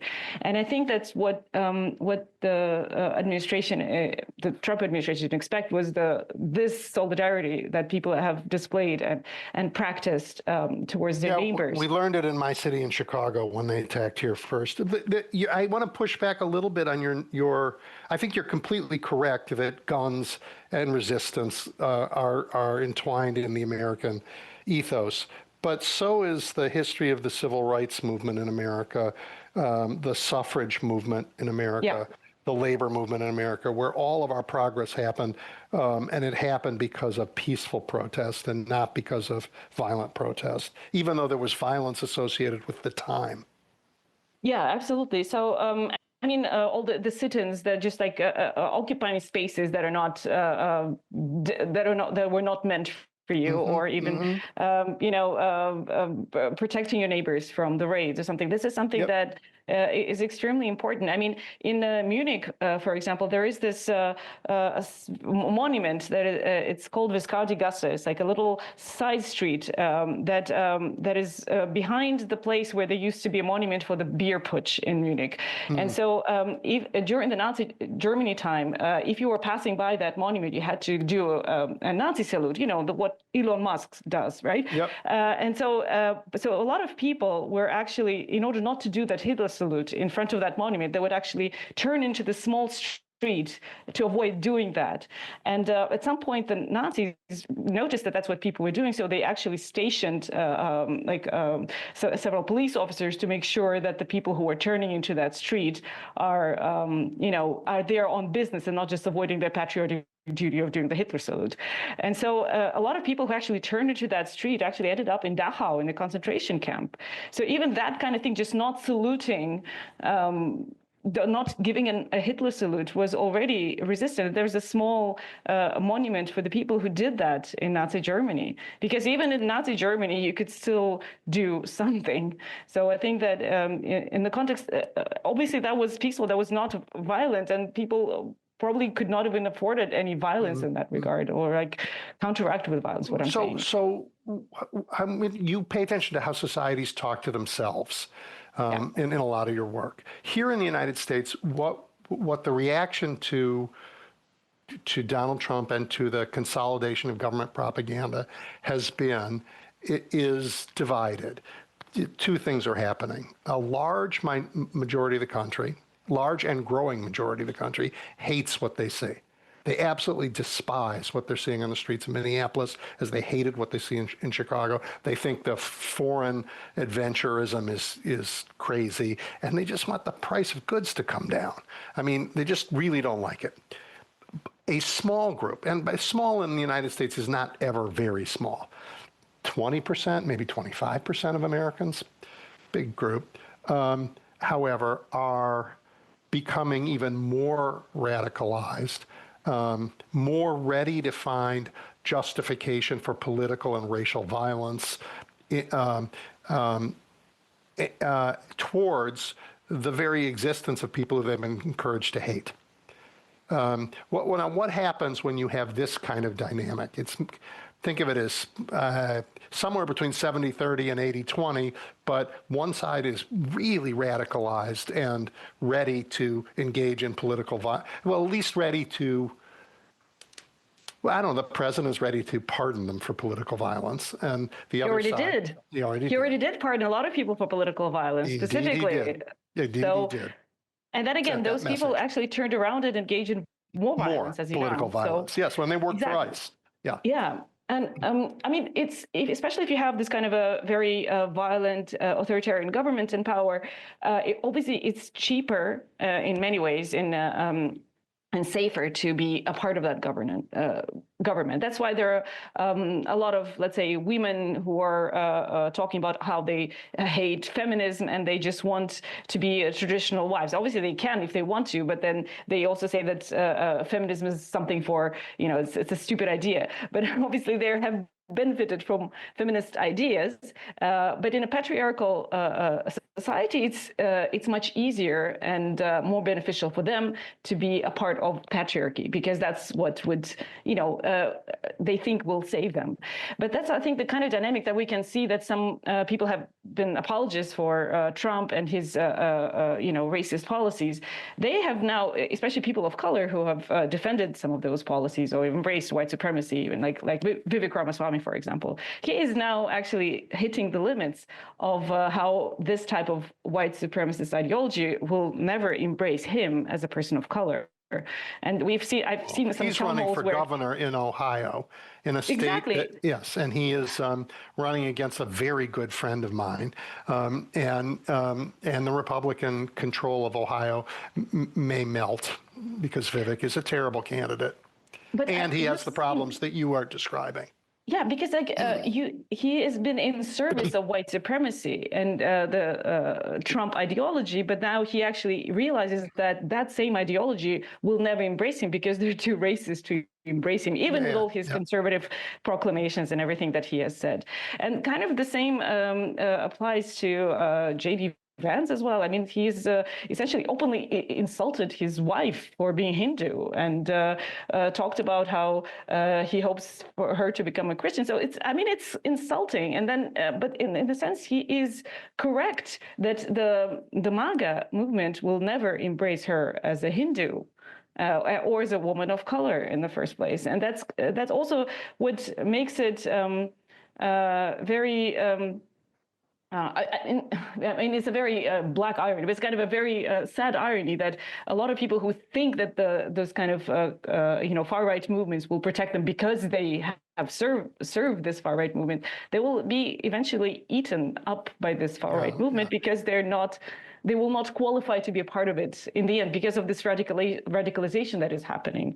And as you also know, that a lot of people would privately say, oh, well, I don't support this, but then if I say that openly, I will get death threats. So this is something that I think a lot of Republican senators have said. Yes, I have no patience for them. Americans have shown, and they showed today in Minnesota.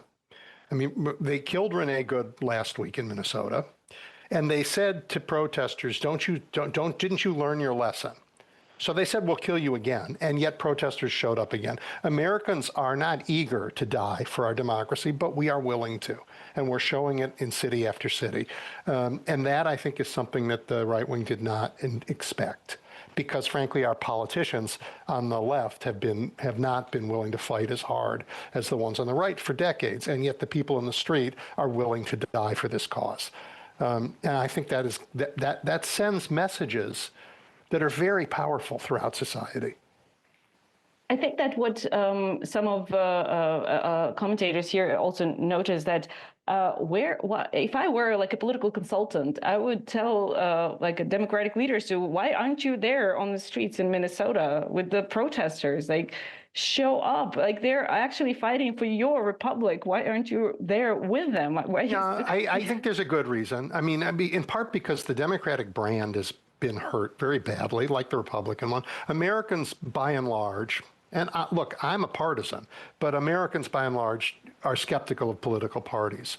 And this particular fight is no longer between Democrats and Republicans. It's about, do we have a democracy we believe in, or don't we? And the person I was talking to right before you came on, Lisa, is from the School of Foreign Services at Georgetown University, also a remarkable scholar. And he said, look, great power conflict is not quite how you have to think about this. You have to think about it as sort of neo-royalist. These guys are trying to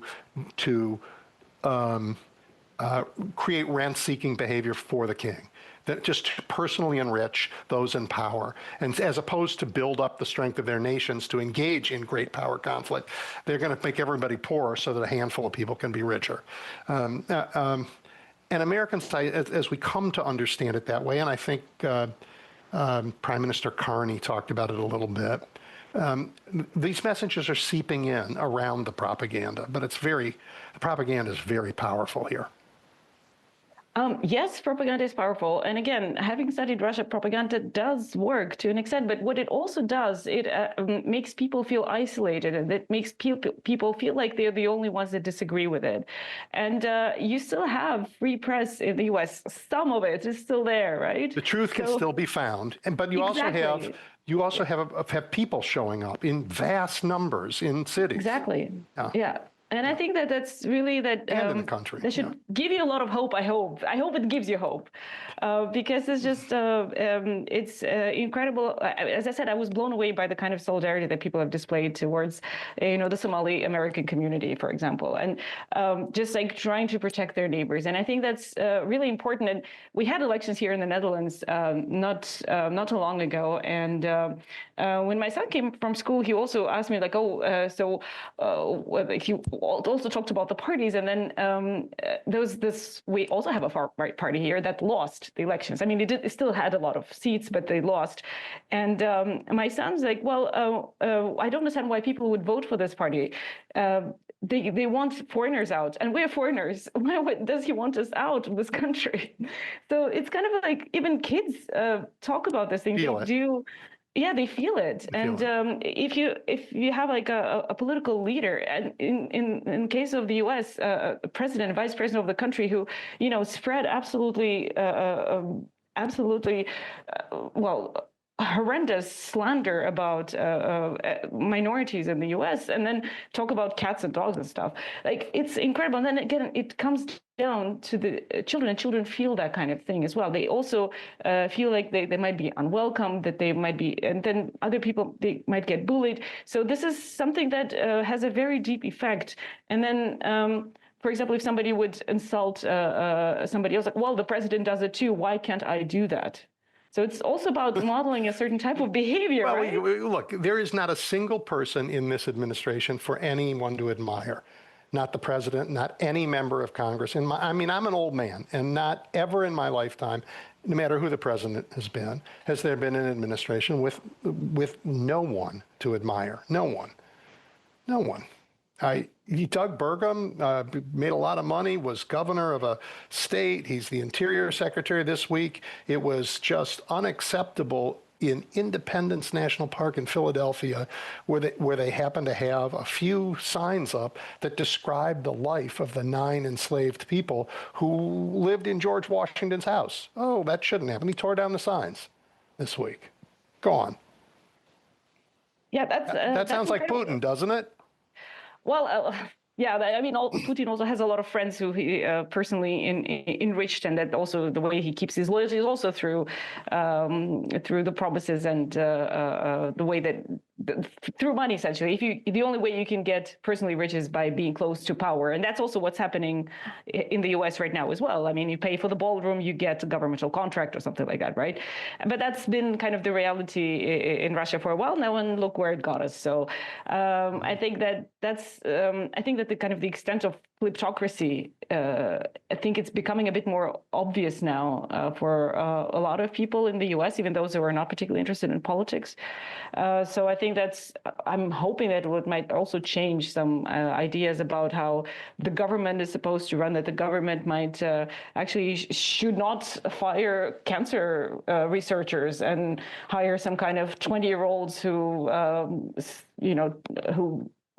get their money on the betting market or something like that. So, well, our politics is changing. I can't see around the corner, but we have a different kind of politics coming. America's very dynamic. We are a country that changes very fast. Yeah. And given that we're this big, that's amazing. But I think about like the change in the thinking about gay marriage in this country and how fast that changed, right? Yeah. And it took a long time, but civil rights. We went from a nation that was the biggest enslaver of people to one that elected Barack Obama president. And then walked away from that. I mean, we just change so fast, and the way we do politics has to change with it, and it is changing. And it either is going to be made illegal, and we're going to do what the boss tells us, and he's going to get rich while we work for him, or it's going to be something else. And I just see in the streets in Minneapolis, where it's 20 below, and that's Fahrenheit, a real desire for and that's a white city mostly.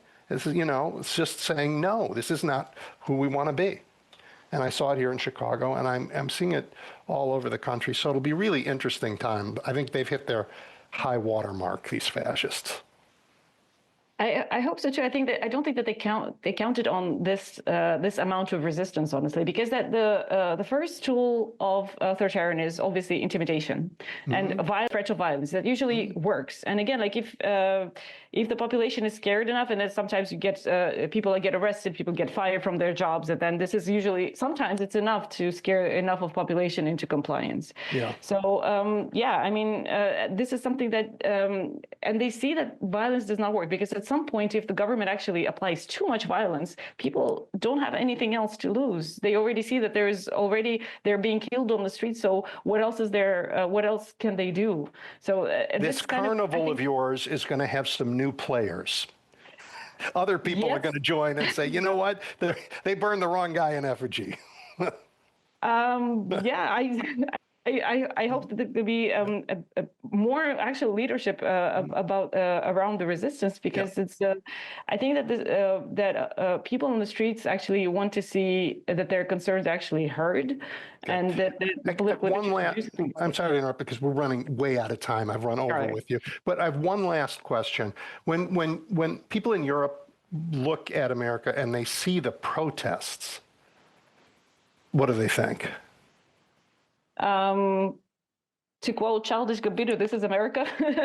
So like this is the way democracy is supposed to work. You protest, and then that's something happens. So I think that this is also kind of also hopeful for a lot of people to see that many people are not taking a sitting down, and they're resisting, and that they're supporting their community, and they're not buying all this racist stuff that comes out of the administration. And I think that's very comforting, because a lot of Europeans always thought, okay, like, well, America is a democracy. What there's nothing wrong that can happen to this country. And then you see what is happening in the country, and I think that a lot of people are actually taking it pretty personally, and it's pretty scary. Like, who else are going to run to if there's one of the largest democracies in the world, and it's turning into authoritarian, racist nightmare? So what is going to happen to the rest of the world? So I think it's like the developments in the U.S. are pretty important for the rest of the world. A lot of people who hope that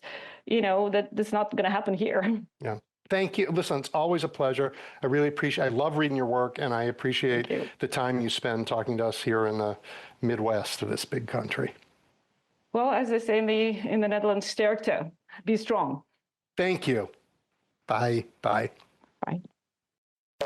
Welcome back to Edwin Eisendrath's It's the Democracy, Stupid, on WCPT 820. Okay, everybody. David Neer is back with me. David is the publisher of the Down Ballot on Substack.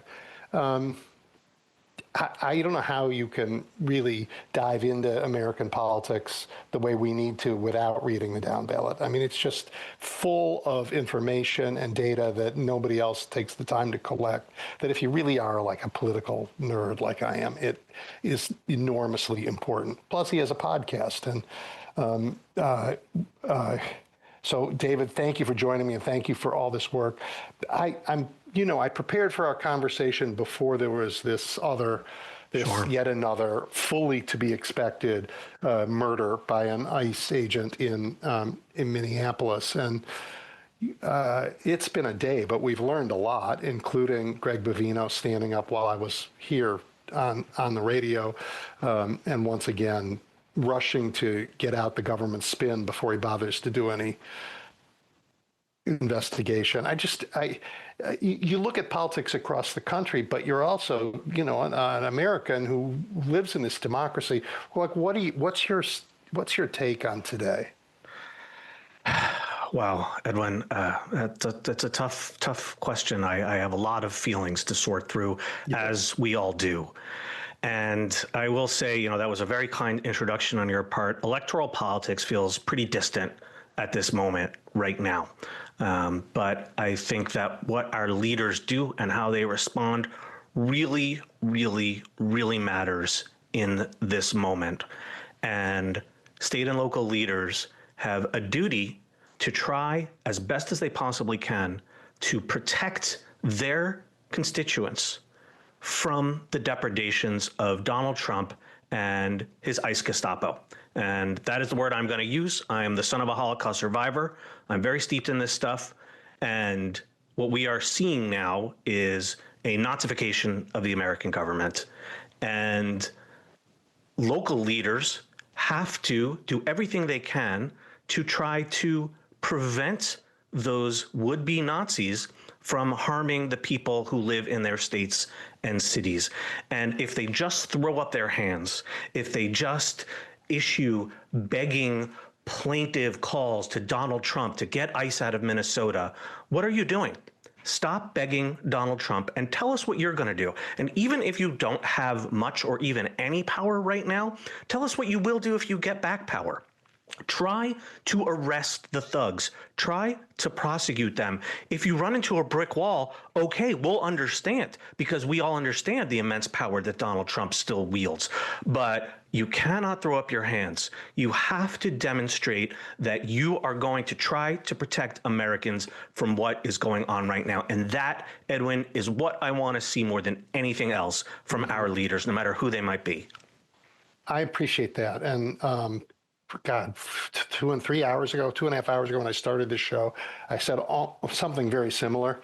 But I also, David, don't think I am less concerned about what our elected leaders say and don't say anymore in this moment. We're so in the habit of thinking Democrat versus Republican and how they're going to, and that's just not the moment we're in anymore. Are we in a democracy? Or are we going to let these Nazis take over the government or royalists, worse, make it all about lining the pockets of the chief royal at the expense of everybody else, and use clearly the Nazi part's the racist ideology and the coercion. But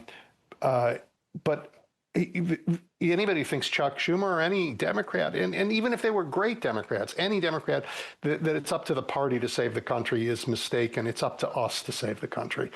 And we are showing it. I am so proud of the people of Minnesota, and Minneapolis in particular, as I was of the people in Chicago when we were challenged by these guys. And I think all over the country, Americans are just saying, A, what you're doing is immoral and we want to protect each other. And B, I'm sorry, it's our birthright not to be pushed around by your thugs and told what to think. No, stop it. To me, David, as we get bolder, as we stand stronger, those politicians will follow. Right? So we have to give them the courage. They don't come by it naturally. That's exactly right. We have seen an amazing phenomenon, Edwin, since the very start of Trump's second term, that the elites tend to cower before Trump. We've seen it with the law firms and the universities and media conglomerates. But the people, ordinary folks who have the most at risk, are putting their lives on the line, quite literally. As we saw today. And so I led with my remarks about what I want to see from our leaders, because like you, I am so damn proud of everyone. God, I'm getting a little emotional. I am so damn proud of everyone in Minnesota right now, because, I mentioned I'm a son of a Holocaust survivor. My dad grew up in Eastern Poland, and when the Germans invaded, there was no resistance. In fact, there was a lot of joy and acceptance, and people wanted to help the Nazis carry out their Holocaust. And that's exactly what happened. And in America, we are seeing something so different, where just regular folks are going out there with their whistles and facing down tear gas and pepper spray and bullets. And it's freezing, bitter cold there right now. And today, this murder happened, and people did not retreat to their homes. They're out in even greater force now. And having a vigil, candlelight vigils in every neighborhood in the cold tonight for Renee and Alex, let's name them, these two people who gave their lives for our country. And Edwin, that's just an amazing thing to see. And it gives me hope in a really dark time. Yeah. I mean, I have thought this. I think I might have said it out loud once, but never like on the radio, but I'm about to. If the good people in Munich in the 1930s behaved like the people in Chicago and Minneapolis have this year, history might have been very different. Yep. Yep. Yeah. Oh, wow. Yeah, it just got heavy, I know, but it's a heavy day. It's not a terrible day. It is both a terrible day and a wonderful day. It's a terrible day because our government should not do this. And it's a terrible day because this man was killed. Alex was killed. And because the smear campaign from the government began even before they picked his body off the street. But what people are doing, what people are willing to do to protect what we love is pretty amazing. It really is. And I've spent a lot of time thinking, what if ICE comes to my town? What if they come to New York City? What will I do? And I couldn't live with myself if I didn't go out there too. And, I hope it doesn't come to that, but I'm prepared to. If ICE comes in to New York City, New York City is like the perfect place to counter ICE. ICE doesn't have the room to maneuver, like Chicago, it was very hard for them. They came here, but they don't have big places to mobilize, and it's a big city. But what we did, in every single neighborhood, we turned out. Chicago's a segregated city, and yet we crossed those old racial lines to help each other. People from the parts of town that weren't impacted were going to the parts that were to support their businesses and their restaurants, and to bring food and to take kids to school and to go stand outside of schools to make sure that ICE didn't take kids. And then we wrote a playbook and we shared it with people in Minnesota and in Charlotte and it got bad, and that playbook's getting stronger every time it goes to a city. So, Donald Trump, at the beginning of the show, I said, on January 20th, a year ago, this monster put in a government dedicated to the proposition that everything is his. Yep. Everything is his. And everything isn't just our money, it's our freedom. And that we should only have it by his deference. Right? But Americans says, that's not us. Sorry, Don, that's not us. And you can't make it us. So let's talk elections and politics for a bit. All right. Because they're going to be important again, even if today, yeah. And let's start with this. What we learned last year is that Supreme Court races are really important in states. Absolutely. And Wisconsin might have changed the country with the change in the Supreme Court there, but we have some other ones that are like staring us in the face, including another one in Wisconsin. Right. There is one coming up very soon, in early April, and after that big win last year, when folks mobilized, when liberals and progressives and Democrats all mobilized to stop Elon Musk from buying the seat for $25 million. As a result of that blowout double-digit win, liberals preserved their 4-3 majority on the court in Wisconsin. Like you said, really, really crucial in so many ways. And this seat that's up in April is held by a conservative who's retiring. She took her ball and decided to go home. And so liberals have a chance to increase their majority to 5-2. And the liberal candidate just outraised her conservative opponent by a huge margin in recent fundraising reports. It seems like Elon Musk doesn't have any interest anymore. He was really run out of town on a rail.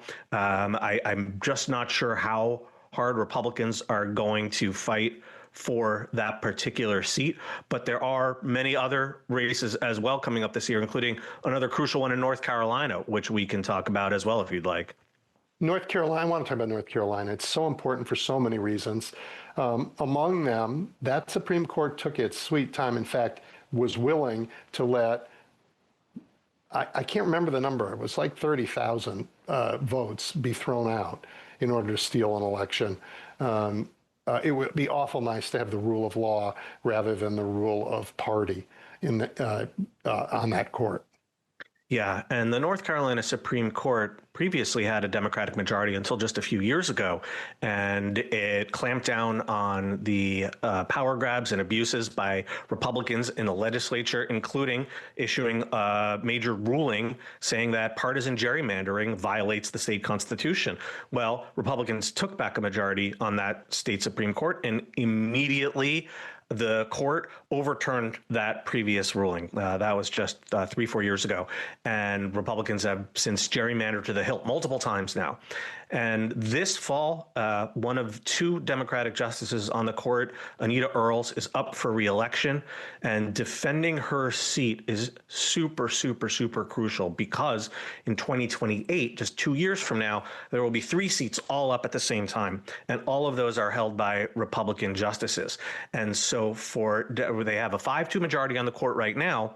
If Democrats hold this seat, then they'll be in a much better position to flip that court in 28 and then to once again crack down on things like gerrymandering. So I low-key, Edwin, think that the North Carolina Supreme Court race might be the single most important court race, et cetera, really in the country that we're dealing with in terms of elections below, let's say, Congress. Yeah. The North Carolina Supreme Court, I would rank that so high precisely because it's really the only way to clamp down on GOP abuses. Yeah.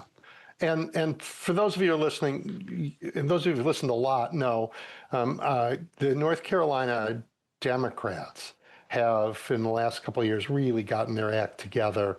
They have grown organizationally. They have an enormously talented, energetic party chair who you just do not want to be on the other side in a room with because she is Clayton Anderson. Smart. Yeah, Clayton is great. Yep. And what she's done, which is what all good leaders do, is she's created these on-ramps for anybody who just wants to make their community better to find a way to get involved. So that is a race that that I think is competitive. Oh, yeah. And, North Carolina, it's always this sort of just barely a swing state that so often has gotten away from Democrats by very small margins. But of course, there's also the hugely important Senate race there, one of the Democrats' top 2 flip opportunities. It's an open seat because Tom Tillis is retiring. The Democrats got a major coup in recruiting with former Governor Roy Cooper, who left office quite popular. So, yeah, North Carolina is always a state to watch, but it's really high on the list this year. Yep. And FEMA didn't help them after those terrible floods. So. Oh, yeah, in the western part of the state, yeah. Yep. All right, my mother-in-law lives in Arizona. Arizona Dems have won some important races in the last couple of years, including the Attorney General, the Secretary of State, Governor. But the Attorney General and Secretary of State, I think, are both up. Yes. How secure are those seats this year? And the governorship is also up. Oh, is it? Yeah. Yep. Katie Hobbs, she beat Carrie Lake 4 years ago. Right. These were all very close races in 2022 for all 3 of these positions that Democrats won. And they're incredibly important positions for so many reasons, not least because you have election deniers on the GOP side trying to win both the AG and the Secretary of State's offices. And, in a swing state like Arizona, having some MAGA lunatic who, believes or acts like they believe in all these ridiculous fraud stories in charge could be very, very dangerous indeed. These are going to be close races again. Arizona only just barely has come online as a bona fide swing state. And, it went for Biden ultra narrowly. And then, of course, it swung back to Trump in 2024. I will say everything that we have seen, all of the evidence is pointing to a good year for Democrats and a bad year for Republicans at the ballot box. Mm-hmm. So, if you're an incumbent Democrat in a state like Arizona in 2026, I would say you probably are favored, but these are races that you just can never, ever take they're going to be granted. close no matter what. So you have to get people to show up and turn out. And we have to worry about intimidation at the ballot box. For sure. Does it mean anything for the nation that the president is now mad at Bill Cassidy in Louisiana, or is that just going to be, if he goes, there'll be somebody just like him coming up?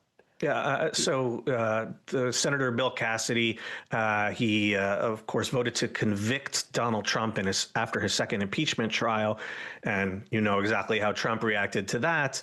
And he was facing some, reasonably legitimate primary opponents from MAGA purists. And then Trump made this very late endorsement of Congresswoman Julia Letlow. And she hadn't even announced the campaign yet, and apparently wasn't even planning planning to, but she decided to, jump in right after Trump said that he would endorse her if she ran. Letlow, here's the thing about Cassidy. He took this one vote. And then ever since, he has been trying to make up for it and get himself back in Trump's good graces, which is literally impossible. You only need to cross Trump once, and you can never, ever get back in. You're in the permanent doghouse. And we saw it most disgustingly. Cassidy's a physician. When he supported RFK Jr., let me be clear, his nomination as Secretary of Health. So, and then ever since then, he's complained about the horrifying damage that RFK has been doing to our healthcare system, including his attacks on vaccinations. So, except for that one vote, Julia Letlow, she's going to go with Trump 100% of the time. Cassidy was 99.9% of the time. So it definitely speaks to the increasing MAGA capture of the GOP. The very, very few, even slightly dissenting voices are being totally shoved out. But in terms of the direction of the country, this is very predictable. Okay. That's what I thought. All right. So you paid attention to, these elections all over the country. What's like the weirdest thing, the most sort of counter, like you didn't expect thing that happened in the last round?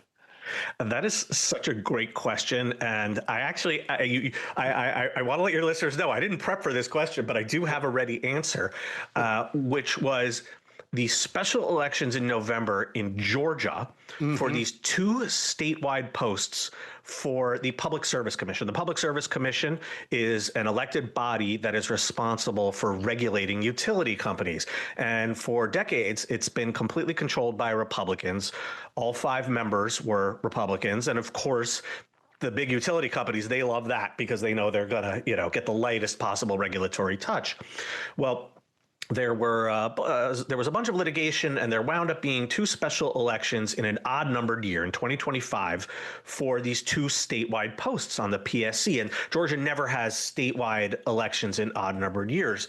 And Democrats, they not only won both of these posts, Edwin, they won by like 25-point margins. That was just freaky to see. I mean, we know how close Georgia has been, in so many races in recent years, really since 2020 and 2018.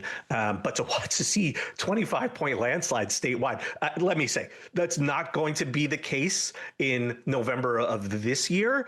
But man, if you're Republicans, that has to make you feel queasy. Yeah, I bet. Were they big? Were they low turnout elections? Because they're pretty down bad. Yeah, so. Very much so. Because in states like Virginia, they're accustomed to these odd year elections. In Georgia, definitely not. Yeah. That's a good choice. My choice is the same cycle. I think it was the blowout of school boards, of all those book banners, that got blown out in school board elections all over Texas. I mean, that was my version of saying. Oh, that's a great answer too. Yeah. All right. So candidates going to be able to talk about, are partisan candidates going to be able to talk about ICE, and are they going to be able to talk about the kind of America we hope that we can see rise from these ashes, or are they going to be careful? This is, I think your question gets at the battle for the soul of the Democratic Party that we have been watching unfold ever since Trump won again. And watching the reactions from some politicians today is really, really instructive. Chuck Schumer had a very feeble, ICE out of Minnesota. That was his tweet. And like, that's it. You're just going to beg Donald Trump and okay, so out of Minnesota, but that means it's okay in every other state. Like, what are we doing here? And I contrast that with someone like Massachusetts Congressman Seth Moulton. And I'm not particularly a Seth Moulton fan. He is running a challenge against Senator Ed Markey, who was a longtime politician there. And Markey has, been an outspoken progressive. He's been a good guy on everything, really his entire career. But Moulton had a video where he said, you got to prosecute these guys. And, if he's a veteran, he said if if a Marine did this, they'd be court-martialed right away. And not today, not with right. Yeah. But, certainly in his era. And, I think that folks want to see this kind of angry, muscular response that we ourselves are feeling, because maybe there is not a lot, if you're in Congress, you can do right now, though I think there's more than they're doing. Yeah. More than they're doing. But you can certainly talk about, when we take back power, we're going to prosecute all these guys at the very least. Democrats poll numbers, when you ask people their view of the Democratic Party, the Democrats' numbers have been terrible since November 2024. And the reason is because Democratic-leaning voters are now expressing negative views of the Democratic Party. And I think that most congressional Democrats, they're so accustomed to trying to repair their image with folks who are reluctant to support Democrats, moderates, independents, Republicans who might be gettable. They're unaccustomed to having to repair their image with their own base. And I think that part of it is like, well, Trump is so bad, Republicans are so bad, they're going to vote for us anyway. And I think that's a very risky stance to take if that's what they're taking. Yes, we have seen huge Democratic performances in all these special and off-year elections, but as you referenced, turnout is quite different in many or most of these races. Mm-hmm. When you have a larger turnout in 2020, November of 2026 this year, you have to get everyone possible to the polls. And if people feel dismayed, if more ordinary folks who are typically inclined to vote for Democrats feel dismayed because your response is so supine, then you're putting your chances of winning real majorities at risk. Well, and you may not win a primary. I mean, look, I'm not worried that Democrats are going to fly to the left and be unelectable, because these are not left-right issues today. No. Do not send paramilitaries into the streets of American cities to kill Americans is not a wedge issue. It's not a wedge issue. Should we have free and fair elections? Not a wedge issue. And anybody who thinks that it is has moved the goalposts onto a different game that belongs more in Moscow than in the United States. Oh, spot on. And, the polling, so many Democrats, far too many Democrats, and I mean, elected officials have internalized this idea that immigration is Donald Trump's strong suit. So, we don't want to talk about it. I don't want to raise the salience of it. Okay, but humanity is our strong suit. So let's just stick with it. Absolutely. Right. But the fact of the matter is the polls are terrible for Donald Trump, because if you look at them with just the slightest bit of nuance, if you separate border security from deportations, on deportations, he's way underwater and getting worse because people hate this kind of thing, and they understand it, and give Americans credit. Say you can talk about what Trump is doing here without saying, oh, we're going to, open the border and flood America. There's ways to talk about this that are not hard and that are backed up by the polls. And I think we are afraid that they will say that about us, and that because it's stuck in the past, it'll stick in the present. And I think today we can say his mouth is open, he's lying, don't believe it, he's lied to you 1,000,000 times, and Americans know it's true. 1,000,000%. 1,000,000%. You tell that to your friends on the Qatari jet. But the rest of us know better.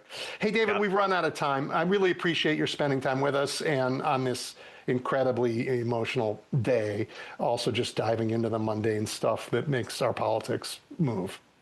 Absolutely. Well, Edwin, thank you for having me on and giving us space to talk about this. Talk to you again soon. Bye. Welcome back to Edwin Eisendrath's It's the Democracy, Stupid, on WCPT 820. Candlelight vigils tonight. They're all over Minneapolis, but consider one yourself for Renee, for Alex, for those who are willing to stand up and give their lives for the America we love. Jim, the floor is yours. Yeah, hi, Edwin. This LSD dream to colonize Palestine by Jared Kushner is right out of the Catholic Bible, the last chapter of the Catholic Bible, John's Apocalypse. He wants to give them an electronic wallet so they can't buy and sell without being identified. Now, this is Antichrist stuff. This is right out of a Catholic Bible. And if you read that last chapter, Legend of Centuries Past, you would get a plenary indulgence. And it's amazing to watch the rest of the world sit idly by and watch the Palestinians be colonized. I mean, my God, take a picture of Africa at the turn of the 20th century. It's completely colonized by everybody on Earth. Everybody's got a piece of the place. Everybody's got their minerals. Everybody's got their artwork. Everybody's got their whatever they could steal. But to do this to the Palestinians, and not only that, but not even letting anybody in to help any of them. They refuse. The Israelis refuse to give them any relief there, Edwin. Any relief. They're living in tents and they're drowning. They're dying every day. How can they conscience this? And crazy Kushner is talking about a LSD monument to himself, I imagine, or Trump in this peace council is another insane thing that he's in charge of peace. That's the Antichrist stuff. That's out of a Catholic Bible revealed to John the Apostle, who was at the foot of the cross of Christ with our Blessed Mother. And this is, I mean, it's astounding to watch. But yet everybody's gaping with their mouths. So of course it will be gaping when it finally ends. But it's just repulsive. Anyway, with that note, have a good week, and thank you, Edwin. Thank you, Jim. And yep, I'm glad you raised that. I'm glad you make sure people don't forget. Yep. Roosevelt. Brother Lee, thank you for taking my call. Thank you for calling. Okay, my subject is the taco. Trump always chickens out. And he made a fool out of himself with this thing with Greenland. We've heard time and time again how he was going to take Greenland by force and all this and that. And look what happened. I believe Macron mopped the floor with him. I believe Europe mopped the floor with him. It's one thing to talk behind the desk in the White House and say what you're going to do and give these idiots in the press. I don't know why I call it a press corps, because it's a bunch of podcasters and all Trump bootlickers. The point I'm trying to make is he constantly makes a fool out of the United States and representing us, quotes, representing us. So he did it again. He's basically taken it back. Can you explain the deal that he tried to explain to the press that he made? Which was no deal. I don't know. Roosevelt, maybe somebody paid him to change his mind. That's the only thing I can think. Like, he doesn't represent me. He certainly doesn't represent most Americans. He doesn't even try. His view is, the government is for me, everything is mine, and I'll do with what I want. And, Greenland is one thing, and it was a terrible thing because it fractured us with our allies and made us all less safe. But think about this, and Jim was just on talking about what's happening in Palestine. You have this terrible regime in Iran, and you had enormous protests in the street. And Donald Trump used the prestige of the United States to say to the protesters in the street, we will protect you. We will not allow the government of Iran. We just bombed them a few months ago. We'll do it again if they go after the protesters. And those folks, they got massacred on the streets. They got killed in huge numbers all over Iran because they finally thought they could get rid of their terrible government, and Donald Trump told them it was safe to do so, and they're all dead. And you know what? He could care less, and no one's holding him accountable. You know what? Part two of my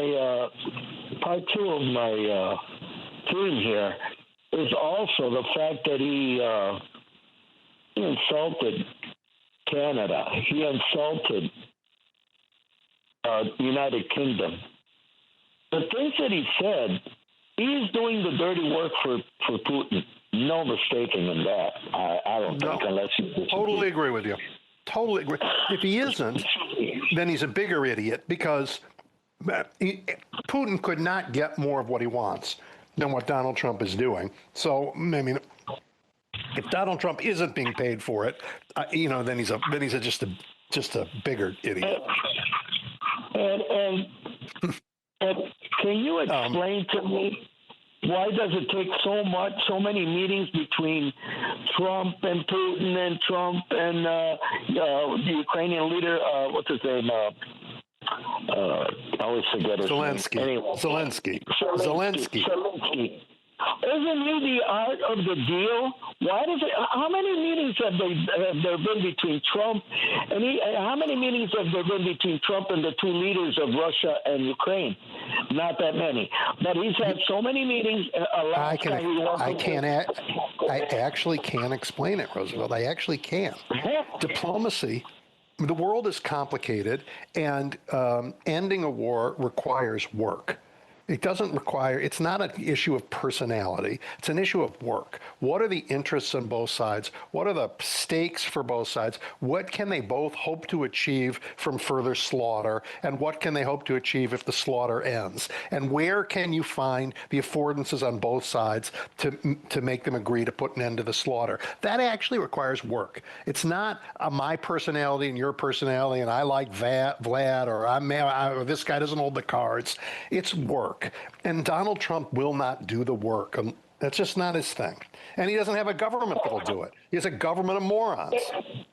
But am I mistaken in saying that the fact that he hasn't, I agree with you, he hasn't done any work. You know why in my opinion, he hasn't done any work?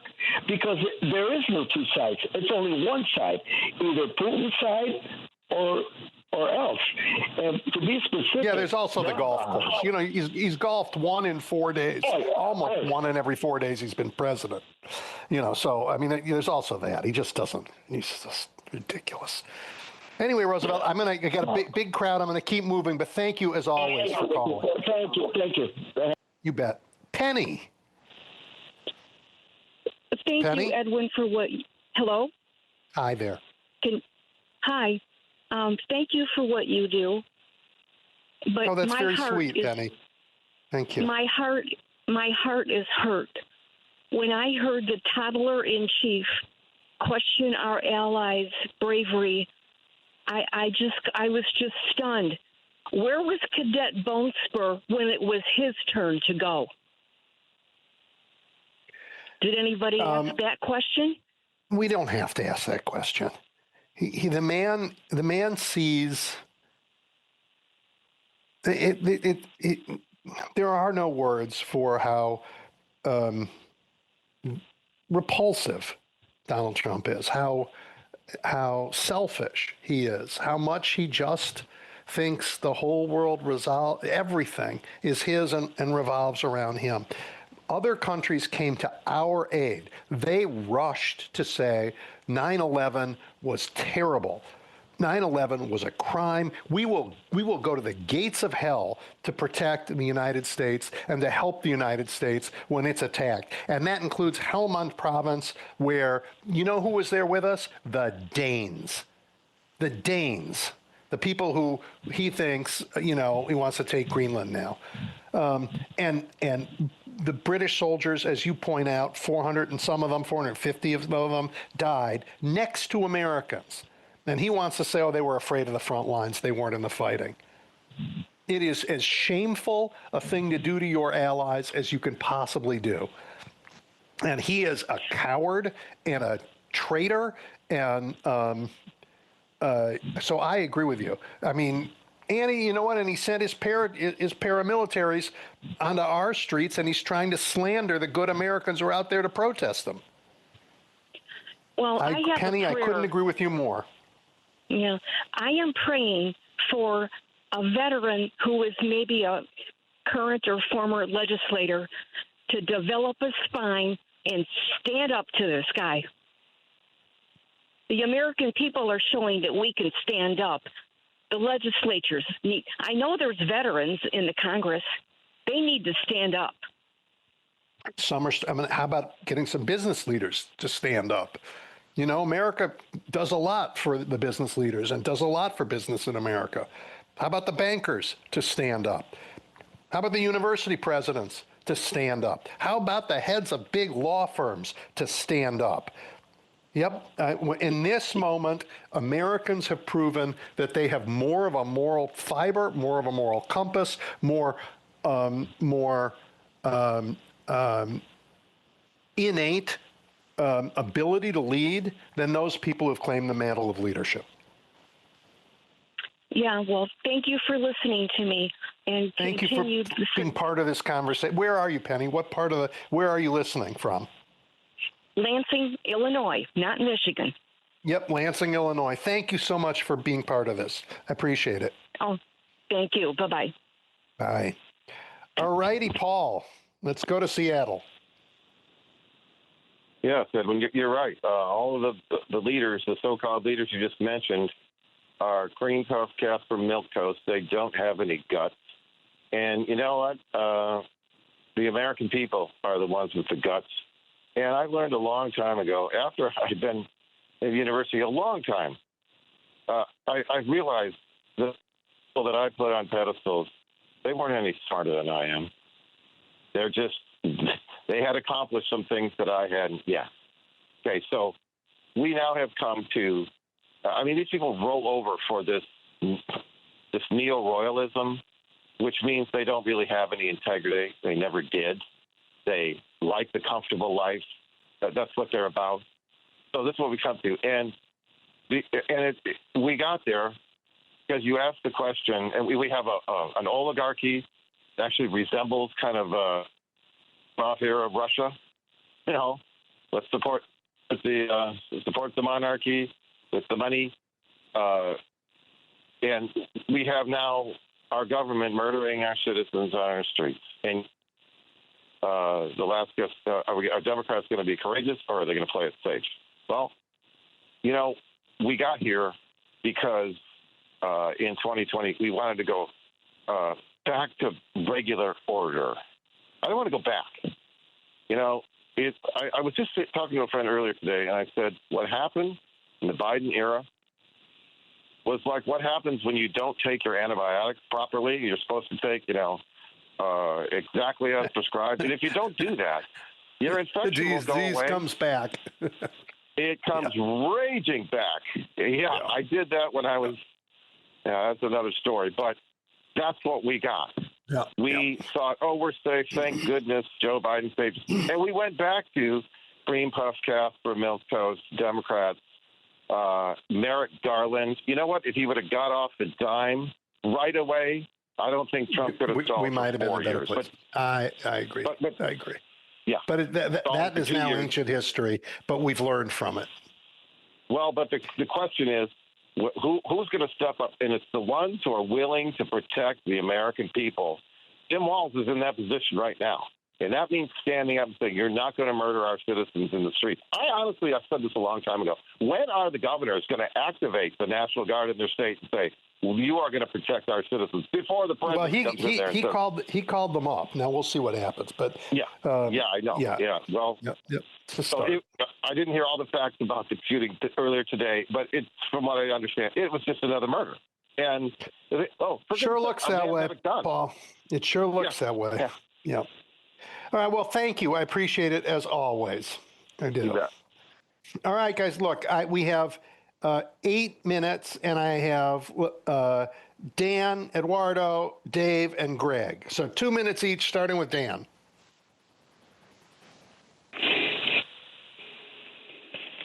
Dan, are you there? Edwin? Yes. Edwin? Yes. This is Dave. Oh, okay. It said Dan on the list. Dave, hello there. Okay, I'll get it. Yeah, and Trump's remarks on NATO troops in Afghanistan sparking global indignation by suggesting NATO troops avoided frontline combat, minimizing the sacrifice made by America's allies during the war in Afghanistan. We've never needed them, Trump said, of non-U.S. soldiers in a Fox Business News interview at the World Economic Forum in Davos. We've never really asked anything of them. They stayed a little back, a little off the front line. An estimated 3,500 Americans and NATO troops were killed in that subsequent 20-year war in Afghanistan. And that total included nearly 2,500 Americans and 457 British, 158 Canadians, 90 French, 60 Germans, and 44 Danes, the most per capita outside the U.S. that lost young men in that. And other countries sacrificed too, but those are the main.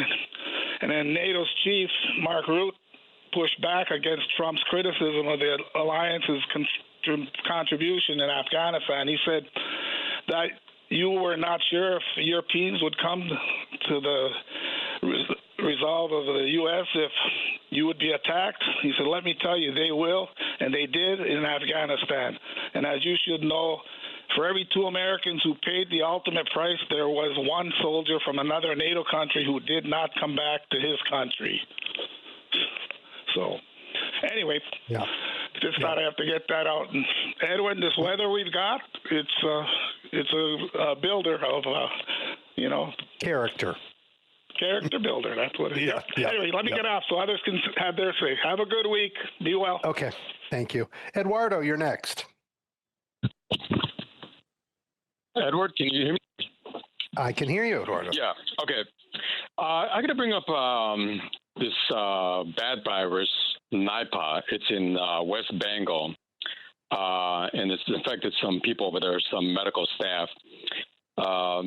This is going back 2 decades. It started in Malaysia and Singapore. So this is something that we should keep an eye because it might come over here. And Cuba, because I don't know if you guys brought up Cuba, but because they were thinking, well, by the end of the year, Mr. Trump will dispose of the regime in Cuba. But speaking of viruses, they have a high case of mosquito over there in Cuba. So I don't think we need to worry about military force in Cuba. I think the mosquitoes will take care of that problem. I don't know why we're wasting time with that. And Iran, you're right about Iran. We should not be wasting any time with Iran. That's ridiculous. Well, we certainly shouldn't be promising their protesters that we will protect them and then let them get slaughtered in the streets. That was a real disgrace. I talked to a woman on this show not that long ago who talked about the Nipah virus. And in particular, she was warning us that the cuts at the CDC, we used to have people on the ground over there who were tracking these outbreaks in advance so that we could prepare here. But and then both at the CDC and through USAID, and that the cuts at the USAID got rid of those people on the ground, and the cuts at the CDC got rid of the doctors here who were looking at it. So if and when Nipah explodes, we are going to be blind to it until it gets here, and that is not an accident. That is a decision. At this moment, there's no vaccine. Yeah. No, that's great, and so that's not an accident. That is a decision this government has made. That's what they think they want to do for us. So. Go figure. Okay, Edward. Thank you very much. Have a good week. Take care. You bet. Greg, you're next. Yeah, good afternoon, Edwin. Thanks for taking my call. The reason I'm calling, I had a thought the other day. The first part of it is, and this is a more long-term thing, that all Republicans are MAGA and all MAGA are Republicans. And I say that because the MAGAs can hide within the Republicans, and no one can really tell the difference. It's almost like what they accuse the people in the Middle East of, with what was it, Hamas, being in with the people of. I don't always know what it is, but they were hiding within, and that gave Netanyahu his. You know what I'm saying? So I know exactly. And here's my thought. Because these people have that cover, I'd like to have like a bumper sticker made up, or to use the Act Blue, an arm of the Act Blue, the one that targets. I'm sure you and myself every day we get these text messages from people that are calling for donations. But I'd like to turn the table a little bit and use that arm and target Republican voters, not MAGA, but Republican, and that would include MAGA. But send it out with a headline in such a way that says, hey, if you want to redeem yourself like you kind of always admit you do, and that you're not part of, you don't really like Trump, well, how about putting your money where your mouth is? and then have a couple funds out there to donate, not to a Democratic candidate, but to a cause for these people that Trump has been destroying, going out and giving money to Mark Elias, his fund, but also going into giving money to Ukraine and so forth and things like that. But the other thing is asking the Republican voters to say, take a promise. I will not vote in the next two elections. I will not vote at all. I will stay home. I won't advertise it to the Republican Party, but I'm not going to vote. Let the Democrats clean the house. And this is the only way this is going to stop, because this guy, he's going to, if he wipes out our ability to have an election, we're screwed. But let's say he doesn't, because he knows that would be a road too far. Anyway, I think you got the point. Those are my 2 points. I wish one of those could be picked up by somebody who knows more than me. Yeah, so I agree with you that today all Republicans are MAGA. There is the Republican Party. I'm not sure I mean that like for a school board race in Tulsa, but the Republican Party in Washington is completely enabled Donald Trump in every possible way, and has refused to hold him accountable for anything. They have put party over our country. They put loyalty to party ahead of loyalty to the Constitution, ahead of their moral duty to each other in America. They are indistinguishable from the members of the CCP in China or the Russia First Party. In Russia, they want permanent rule of their tribe, their clan, and they don't believe in democracy anymore. And if a Republican tells me I am wrong and I am speaking too dramatically, I invite that Republican to do something to prove it. Just one thing, when the opportunity arises, do it. So, and then and by the way, to the extent that they say, you know what, I'll stand with you, I say the door is open. I will proudly stand with you.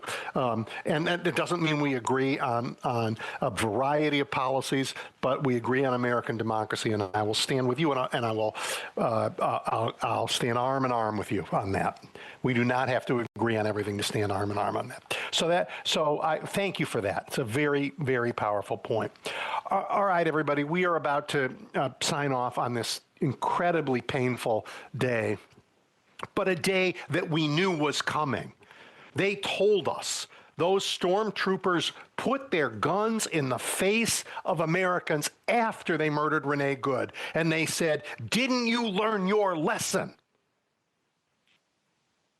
And Americans heard that, and they said, "You bet, we know what our lesson is. You do not intimidate us." And so another American is dead. And so on cue, Greg Bovino and the folks in Washington and the Trump administration started their lies before the body was even picked up. This has got to end, but it will not end without a fight. It will not end because it's wrong. It will end because we are strong, and that's not the same thing. Put a candle in your window tonight. Put a candle in your window and remember that we stand with each other. And when we do that, no fascist can conquer us, not from any part of the world, not even from Washington, D.C. I'll talk to you next week. Stay strong.